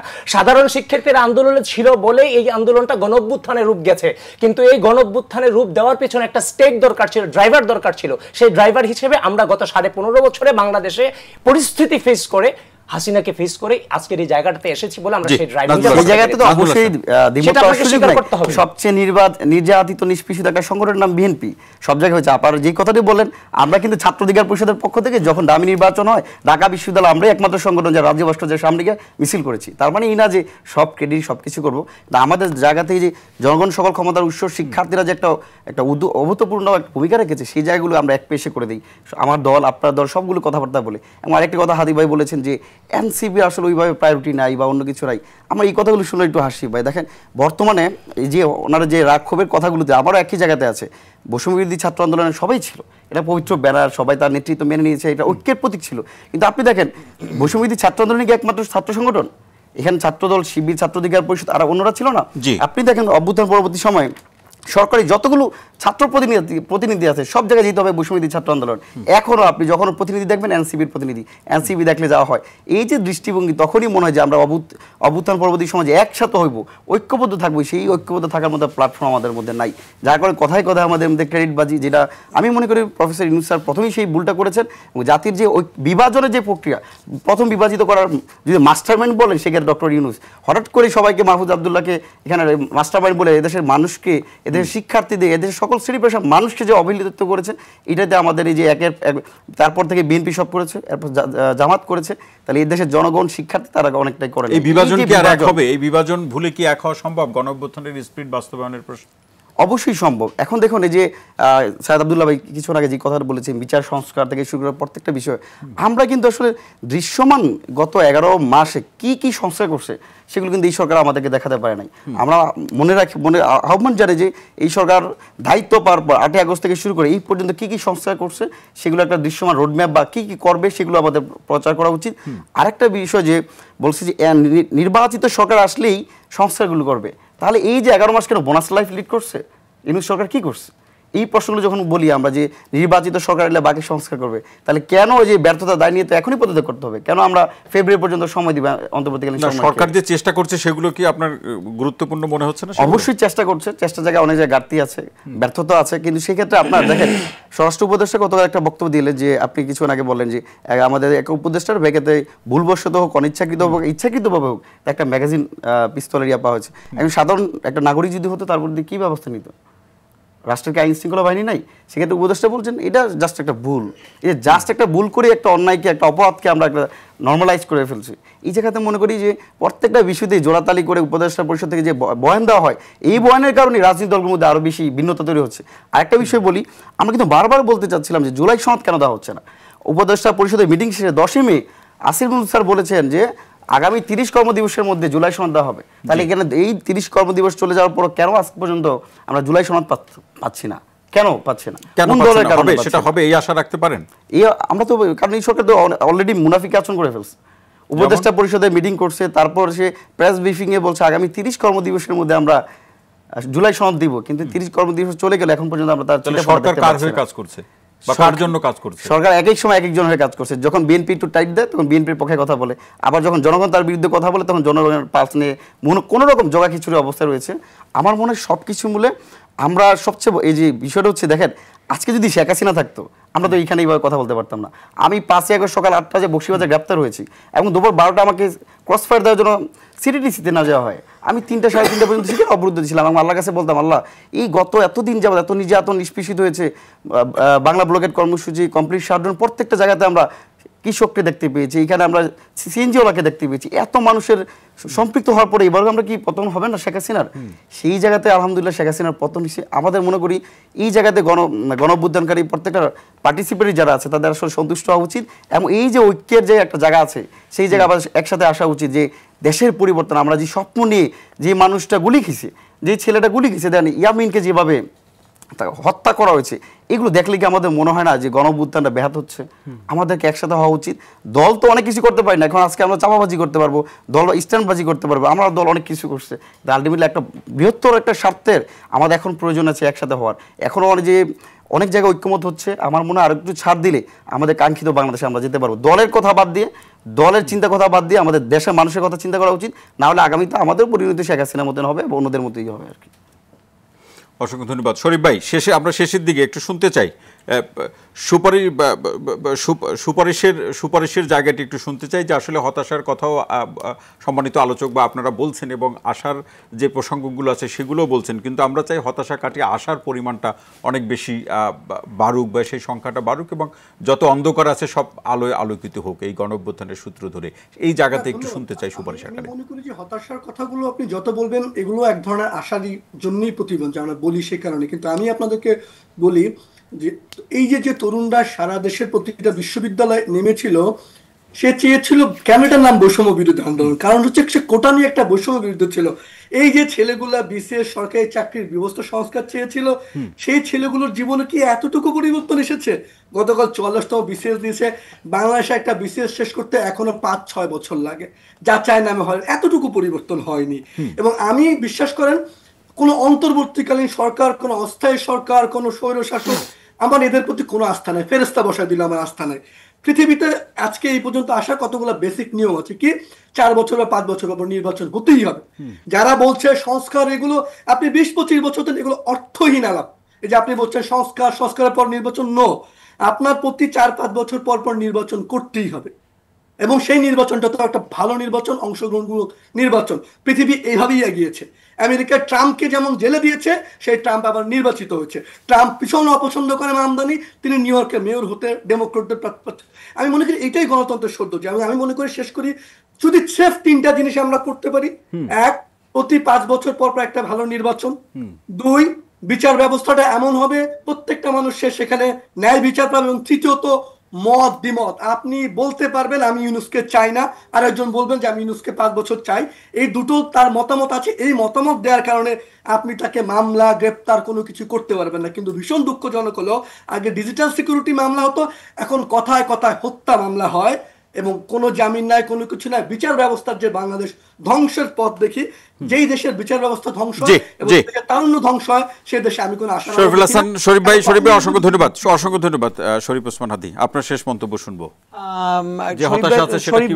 কথা সূত্র ধরে বলি, মানে ব্যাপারটা হচ্ছে, দেখেন, প্রথমত হলো আমরা শত ঝগড়াঝাটি করার পরেও এই যে ভাই বলছেন যে সংস্কার লাগবে না, আপনি নির্বাচন দেন, কিন্তু আবার নির্বাচনের শর্ত হলো নির্বাচনটা কি হইতে হবে? একটা ভালো নির্বাচন। একটা ভালো নির্বাচনের জন্য আপনার যেটা করা লাগবে ওইটার নামই সংস্কার। মানে একটা ভালো নির্বাচন করতে যদি চান, ওইটার যা নাম, এটা আপনি সংস্কার নামে ডাকেন, আর যা ইচ্ছা তাই নামে ডাকেন, ওই সংস্কারটা লাগবে। এই দেশে তেমন কিছু লাগবে না। একটা জিনিস করতে পারলে দুনিয়ার 80% সংস্কার হয়ে যাবে, যে প্রতি 5 বছরে ভোট হবে, এবং দিনের ভোট রাতে হবে না, এবং এই ভোটটা অন্তত 80% ফ্রি অ্যান্ড ফেয়ার হবে, 100% না হলেও। এইটা কি বাংলাদেশের এই বিদ্যমান আমলাতন্ত্রের কাঠামোতে এই পুলিশ এসপিকে দিয়ে আপনি পারবেন? এখন মুশকিলটা হলো, এই সরকার যেটা পারে নাই, সে সচিবালয়ে কিচ্ছু করতে পারে নাই। যেই সমস্ত সচিবরা, অতিরিক্ত সচিবরা 4 তারিখেও মিছিল দিয়েছে আওয়ামী লীগের পক্ষে সচিবালয়ের মধ্যে, তারা বেহাত বিয়েতে আছে। মাঝে মধ্যে ডক্টর ইউনূস সেখানে একটু বিগ শট খেলতে চান, সাথে সাথে তারা কলম বন্ধ করে তাকে হুমকি দেয়। তো আপনি না পেরেছেন আমলাতন্ত্রের কাজ করতে, আপনি পুলিশের মধ্যেও পারেন নাই। পুলিশের 1000-এর উপরে বেশি তাদের সরাসরি প্রমাণ আছে, এখন সেইগুলো আবার মামলা তদন্ত করছে তারই কলিগ। তো এটা যেহেতু পারছে না, আমাদেরকে যেটা পারতে হবে, পলিটিক্যাল পার্টিগুলোকে ন্যূনতম একটা কনফিডেন্সে নিয়ে এই ন্যূনতম সংস্কারের জায়গা, যার রূপরেখা হলো জুলাই সনদ। অসংখ্য ধন্যবাদ হাদি। সাইদ আব্দুল্লাহ, শেষ কথা হলো, আমি আশাবাদী হতে চাই। অনেক নিরাশার জায়গাটা আছে, কিন্তু আমার কাছে মনে হয় দিন শেষে যেমন এই জায়গায় অনেক আলোচনার পরেও আমরা একসাথে আবার বাইরে গিয়েই আবার একসাথে চাও খেতে পারি। রাজনীতিতেও পক্ষে বিপক্ষে নানা তর্কাতর্কি চলতে থাকবে, দিন শেষে একসাথে যদি আমরা বসতে পারি এবং দিন শেষে ন্যায় বিচারের প্রশ্নে যদি এক থাকতে পারি যে ফ্রি অ্যান্ড ফেয়ার ইলেকশনটা হবে, জুডিশিয়ারিটা ঠিক থাকবে এবং ধরেন যে দুদক ঠিকমতো ফাংশন করবে, মানবাধিকার কমিশন ঠিকমতো ফাংশন করবে, দেশের প্রশ্নে এক থাকবে, দেশের প্রশ্নে এক থাকাটা উচিত। কারণ আমাদের অনেক দ্বিমতের জায়গাটা থাকতে পারে, কিন্তু আমার কাছে যেটা মনে হয় দেশের স্বার্থে, দশের স্বার্থে আমাদের ছাড় দেওয়ার মানসিকতাটা রাখা উচিত। এবং যদি কখনো নিজের মতের মানুষও বড় একটা অপকর্ম করে ফেলে, ব্যক্তিগত জায়গা বাদ দিয়ে, দলগত জায়গা বাদ দিয়ে দেশের স্বার্থে তার বিরুদ্ধে আমাদের দাঁড়ানো উচিত। কারণ সবার আগে দেশ, এই কথাটা যাতে আমরা না ভুলে যাই। তা নাহলে তো আইনি শাসন প্রতিষ্ঠিত হবে না। তাহলে আমাদের দেশটা। নাজমুল হাসান কি বলবেন? দেখুন, আপনি তো হতাশ হয়ে পড়ছেন ক্রমান্বয়ে। অভ্যুত্থান পরবর্তী সময় অনেকে অনেক কিছু পেয়েছে। যারা বিসি হওয়ার কথা ছিল তারা বিসি হয়েছে, যারা এপিএস ছিলেন তারা সচিব হয়েছেন, কিন্তু শিক্ষার্থীদের গণতান্ত্রিক যে অধিকার, প্রত্যেকটা বিশ্ববিদ্যালয় ক্যাম্পাসে ছাত্র সংসদ নির্বাচন, সেটা কি হচ্ছে? তার জন্য লড়াই করতে হচ্ছে, তার জন্য অবস্থান কর্মসূচি করতে হচ্ছে, তার জন্য অনশন করতে হচ্ছে। আমরা চাই বিশ্ববিদ্যালয় ক্যাম্পাসগুলোতে শিক্ষার সুষ্ঠু পরিবেশ নিশ্চিত হোক, একই সাথে যে মাঝে মাঝে ককটেল যে ফুটায়, সে যে সন্ত্রাসী কার্যক্রম যে ইঙ্গিত দিচ্ছে, সেগুলো এখান থেকে বিদায় হোক। কে ফুটায়? ফুটাচ্ছে গণসংবাদ, এখান থেকে পক্ষ থেকে শুরু বিশ্ববিদ্যালয় কর্তৃপক্ষ এগুলো তুলে ধরা উচিত, কারা ফুটাচ্ছে। আমরা তো সিসিটিভি দেখতেছি, কিন্তু এদের নাম তো পাচ্ছি না। আমাদের মনে করি এখানে পুলিশ প্রশাসন থেকে শুরু করে সবার উচিত ভয় দেখায়, শিক্ষার্থীদের আতঙ্কিত করে যে তোমরা ডাকসু নিয়ে কথা বলবো না, ছাত্র সংসদ নিয়ে কথা বলবো না, বল হয়তো এই ধরনের গণঅভ্যুত্থানে অংশ নেওয়া শিক্ষার্থীরা কি আর ককটেলের শব্দে ভয় পায়? অবশ্যই না। এই জন্যই তো তারা আমরা অনশন করছে, অবস্থান কর্মসূচি করতে তাদেরকে বিদ্যাঙ্গুলি দেখাচ্ছে যে শেখ হাসিনা রেজিম পারে না, তোমরাও পারবে না। ভয় ভেঙে গেছে, অবশ্যই ভয় ভেঙে গেছে। নাজমুল হাসান, অসংখ্য ধন্যবাদ। আব্দুল আল মাহমুদ। জি, আমি মনে করি আসলে অনৈক্য থাকবে, অনৈক্যর আলাপের মধ্য দিয়ে ঐক্য চলে আসবে। এটা এখন আমি যদি মনে করি পরিবারের কথা যদি ধরেন, ছোট ভাই এবং বড় ভাইয়ের মধ্যে যখন কথাবার্তা হবে বা পরিবারের 3 থেকে 4 জন সদস্যের মধ্যে যখন কথা হবে, যার বয়স বেশি উনি ম্যাচুরিটি একটু বেশি দেখাবে, এটা এক্সপেক্টেড, রাইট? সো এখন আমি ধরেন একটা ভুল ধারণার মধ্যে আছি, কিন্তু আমার বয়স বেশি দেখে আমি সেই ভুল ধারণার মধ্যেই থেকে গেলাম, এটার কোনো চেঞ্জ করব না। আমার মনে হয় এরকম কিছুটা মানসিকভাবেও আমাদেরকে কিছুটা ছাড় দেওয়ার মতো আসলে একটা স্কোপ নিজেদের মধ্যে থাকা উচিত বলে আমি মনে করি। এবং কিছুটা আমরা কিন্তু এ যাবৎকাল পর্যন্ত দেখেছি কিছুটা হয়েছে। নির্বাচন ব্যবস্থার কথা যদি বলা হয়, খুব বেশি সময় পাবো না, ছোট্ট একটা প্রশ্ন করি। কোন কোন ক্ষেত্রে বলা হচ্ছে বা বলা হয়, অভিযোগ আছে যে এনসিপি বিএনপির সাথে পাল্লা দিয়ে চলছে সংস্কার বা বিচার বা নির্বাচনের প্রশ্নে। এনসিপি আসলে বিএনপির সাথে পাল্লা দিয়ে চলছে না, এনসিপি কোনো দল বা হচ্ছে কোনো সরকারের সাথেও না। ব্যাপার হচ্ছে এনসিপির যে, আবার বলছি একই কথা, যে হচ্ছে আপনার শাসক নয়, আসলে শাসন ব্যবস্থাটা পরিবর্তন করার জন্য এনসিপির যদি আসলে যার সাথে পাল্লা দিতে হবে তার সাথেই পাল্লা দিব আমরা, রাইট? আমি একটা অরাজনৈতিক ব্যক্তি ছিলাম, আমি আপনাকে কিছু প্রথমেই বলেছিলাম। সো এখানে যেহেতু এখন এসেছি আমরা, এখন আসলে আর পিছনে ফেরত যাওয়ার কোনো সুযোগ নাই। সো চেঞ্জ আসতেই হবে এবং সেই চেঞ্জটা পজিটিভই হইতে হবে। এখন এটার জন্য যদি আবার রাস্তায় নামতে হয়, এটার জন্য যদি আবার ধরেন বুলেটকে তো এমনিতেই ভয় পায় না, সারা জীবন চালা আসছি। সো এটার জন্য সেই বুলেটের সামনে যদি দাঁড়ায়, that's not an issue, but আমরা তো সেটা চাই না। শরীফ ভাই বলছিলেন যে এনসিপির ডাকে কি মানুষ গণঅভ্যুত্থানের প্রশ্ন যেভাবে সাড়া দিয়েছিল এখন কি সেভাবে সাড়া দিবে? এখন গণ অভ্যুত্থান, এখন কি স্বৈরাচার, মনে হয় আমার মনে হয় না এখন স্বৈরাচারী হাসিনা দেশে আছে। এখন যে অবস্থাটা আছে, এটা একটা ইন্টারিম গভর্নমেন্ট এবং তারা অনেক কিছু চেষ্টা করছে। সো তাদের এগেনস্টে ফেলে দেওয়ার জন্য হচ্ছে সারা দেশের মানুষকে নিয়ে আসাটাও খুব বেশি গুরুত্বপূর্ণ আমি বলে আমি মনে করি না। কিন্তু এনসিপি ডাক দিলে যে রিপ্রেজেন্টেশন আসবে সেটা আমি নিশ্চিতভাবে বলতে পারি। হ্যাঁ, যেটা প্রমাণ হচ্ছে আজকে আপনারা দেখেছেন গতকালকে থেকে শুরু করেছে। অর্থাৎ আপনি বলছেন যে এখন আন্দোলনের চেয়ে ব্যবস্থা বদলের কাজগুলো করতে হবে। অবশ্যই ব্যবস্থা বদলের কাজ করতে হবে এবং আমি মনে করি রাজনৈতিক দলগুলো যেগুলো আছে সেগুলো তাদেরকে আসলে যে ভাই বলেছেন বিচার ব্যবস্থার পরিবর্তন বা নির্বাচন ব্যবস্থার পরিবর্তন, সবকিছুর জন্য একটা বেসিক সংস্কার অবশ্যই। অসংখ্য ধন্যবাদ, অসংখ্য ধন্যবাদ। আবিদুল ইসলাম। জি, আমার শেষ কথা হচ্ছে যে আসলে আমরা তো সবাই জুলাইয়ের শক্তি, এখানে কই ভিন্নমত, এখানে জুলাইয়ের ব্যাপারে ভিন্নমত এখানে কেউ নেই। আমার একটা বয়ান আছে যে প্লিজ কেউ কাউকে ছেড়ে যায় না, যেটা 5 আগস্টের বয়ান। তো বর্তমান যে প্রেক্ষাপট, সেই প্রেক্ষাপটে যেই স্বপ্ন নিয়ে রাজনীতি করছিলাম, রাজনৈতিক সংস্কৃতির যে পরিবর্তনের ধারা ছিল, ভেবেছিলাম হয়তোবা এই সূচনাটাই গণঅভ্যুত্থানের মধ্য দিয়ে হবে। কিন্তু আমাদের যারা বন্ধু বান্ধব, যারা রাষ্ট্র পরিচালনার জায়গায় গিয়েছে, তারা সেই ধারাটা ধরে রাখতে পারেনি। এই গণঅভ্যুত্থান পরবর্তী সময়ে আমরা সোজা গণঅভ্যুত্থান ঘটিয়ে বাসায় গিয়েছি, আর অনেকে রাষ্ট্র পরিচালনা করতে গিয়ে বিভিন্নভাবে বিভিন্ন স্রোতে এই যে আমাদের যে একটা আশা, সেই আশাকে ব্যাহত করেছে। তো লাস্ট ওই ভাই যেটা বলছে, শাসন ব্যবস্থার যে পরিবর্তন, শাসন ব্যবস্থা পরিবর্তন করার জন্য হচ্ছে যে সুযোগ দেওয়া হয়েছিল, কিন্তু তারা সেই সুযোগটা নিতে পারেনি। তবে প্রপার শাসন ব্যবস্থার স্বপ্ন আমরা জনাব তারেক রহমানের কাছে সেটা করতে পারেনি। প্রপার শাসন ব্যবস্থা কায়েম করার জন্য যেটুকু করার সুযোগ তাদের ছিল, সেটা তাদের ব্যক্তি স্বার্থ দল, তারপর হচ্ছে যে তাদের আশেপাশের মানুষদেরকে সুযোগ সুবিধা দিতে গিয়ে তারা হচ্ছে যে যেটা জন্য জনগণ তাদের কাছ থেকে চেয়েছিল সেই সুযোগটা জনগণ তাদের কাছ থেকে পায়নি। না, কিন্তু একটা তো অভিযোগ আছে, আবিদ ইসলাম খান, জি, জি, বলেন। বিএনপি পুরাতন দল হিসাবে তার জনসমর্থন বেশি, আপনারা কি সেই সমর্থনের ভয় দেখান এনসিপি কে? না, এনসিপি কে আমি কেন সমর্থনের ভয় এখানে দেখাবো? এনসিপি কে সমর্থনের ভয় দেখানোর প্রয়োজন নাই তো। এই রাষ্ট্রে আমরা এখন সবাই জুলাইয়ের শক্তি। এখানে রাজনৈতিক সহমর্মিতা, রাজনৈতিক শ্রদ্ধা, রাজনৈতিক স্নেহ, এটাই হচ্ছে রাজনৈতিক সহাবস্থান, এটাই হচ্ছে এখন নতুন বাংলাদেশের রাজনীতি। মনে থাকবে কিনা? হ্যাঁ, অবশ্যই টকশোর বাইরে তো অবশ্যই মনে থাকবে। তবে গণঅভ্যুত্থানের চেতনাকে বিশেষ করে অনেকে অনেক কথা বলতেছে, তো তবে লাস্ট একটা কথা খুব কনফিডেন্সের সাথে বলে যাই, গণঅভ্যুত্থানের চেতনাকে কাজে লাগিয়ে কোনো প্রকার অনধিকার চর্চা আমরা এখনো পর্যন্ত করিনি, এটাই হচ্ছে আমাদের প্রাথমিক সফলতা। হাদি ভাই সম্ভবত কিছু একটা যুক্ত করতে যাচ্ছিলেন। বলছিলাম যে একটা যেটা ছাত্র দলের ক্ষেত্রে একটা ভালো জিনিস আছে, আজকে প্রত্যাশা করছিলাম আবিদ ভাই যখন বলছিল এখানে শিবিরের একজন থাকলে ভালো হতো, কারণ শিবিরের কাছ থেকে আমরা এভাবে শুনছি যে তারা এখানে ব্যাপক ভূমিকা পালন করেছে, আবার আজকে এটাও শুনলাম, সুতরাং তারা আরো বেশি ফাইট করতে পারতো, আমাদের জন্য ভালো হতো। কিন্তু আমি শুধু সর্বশেষ বলতে চাই, আমরা যেভাবে ফিরিস্তে দিয়ে একদম ডেট ধরে ধরে জুলাইয়ের কন্ট্রিবিউশন বর্ণনা করছি, এই পরিমাণ ইফোর্ট যদি আল্লাহর ওয়াস্তে আমরা সবাই জুলাইয়ের ঘোষণাপত্র আর জুলাই সনদের দাবিতে করতাম, তাহলে সংস্কার হয়ে যেত। এক্স্যাক্টলি। সাদ আব্দুল্লাহ, 2 লাইন শুনতে পারবো। সামনের দিনের বাংলাদেশে আমি চাই যে ফ্যাসিবাদ বিরোধী ঐক্য যেটা ছিল, প্রত্যেকটা পয়েন্টে ঐক্যমতের দরকার নাই, সেটা সম্ভব না, কিন্তু দিন শেষে আমরা যাতে এক টেবিলে বসে আলোচনাটা চালাইতে পারি, তাহলেই দেখা যাবে এতটুকু প্রত্যাশা চলমান থাকবে। এতটুকু প্রত্যাশা চলমান সরকারের কাছে থাকবে। এখন লাস্ট প্রত্যাশা এটুকুই, যেন বিএনপি ঠেকাতে গিয়ে যে আওয়ামী লীগকে যেমন ভাবে পুনর্বাসন করছে সেটা থেকে যেন তারা বেরিয়ে আসে, না হলে ভবিষ্যৎ বাংলাদেশের জন্য এটা কোনো ভালো দৃষ্টান্ত হয়ে থাকবে। অসংখ্য ধন্যবাদ। আজকের আলোচনায় আপনারা যারা সম্মানিত আলোচক হিসেবে উপস্থিত ছিলেন, আপনাদের সবাইকে অসংখ্য ধন্যবাদ জানাচ্ছি। পাশাপাশি যে যেখান থেকে বসে এতক্ষণ সময় ধরে এই আলোচনা শুনেছেন, আপনাদেরকে অসংখ্য ধন্যবাদ ও কৃতজ্ঞতা জানিয়ে স্বপ্নধারা নিবেদিত গণতন্ত্রের সংলাপ আজ এ পর্যন্তই। সঙ্গে থাকার জন্য অসংখ্য ধন্যবাদ। সবাই ভালো থাকুন, সুস্থ থাকুন।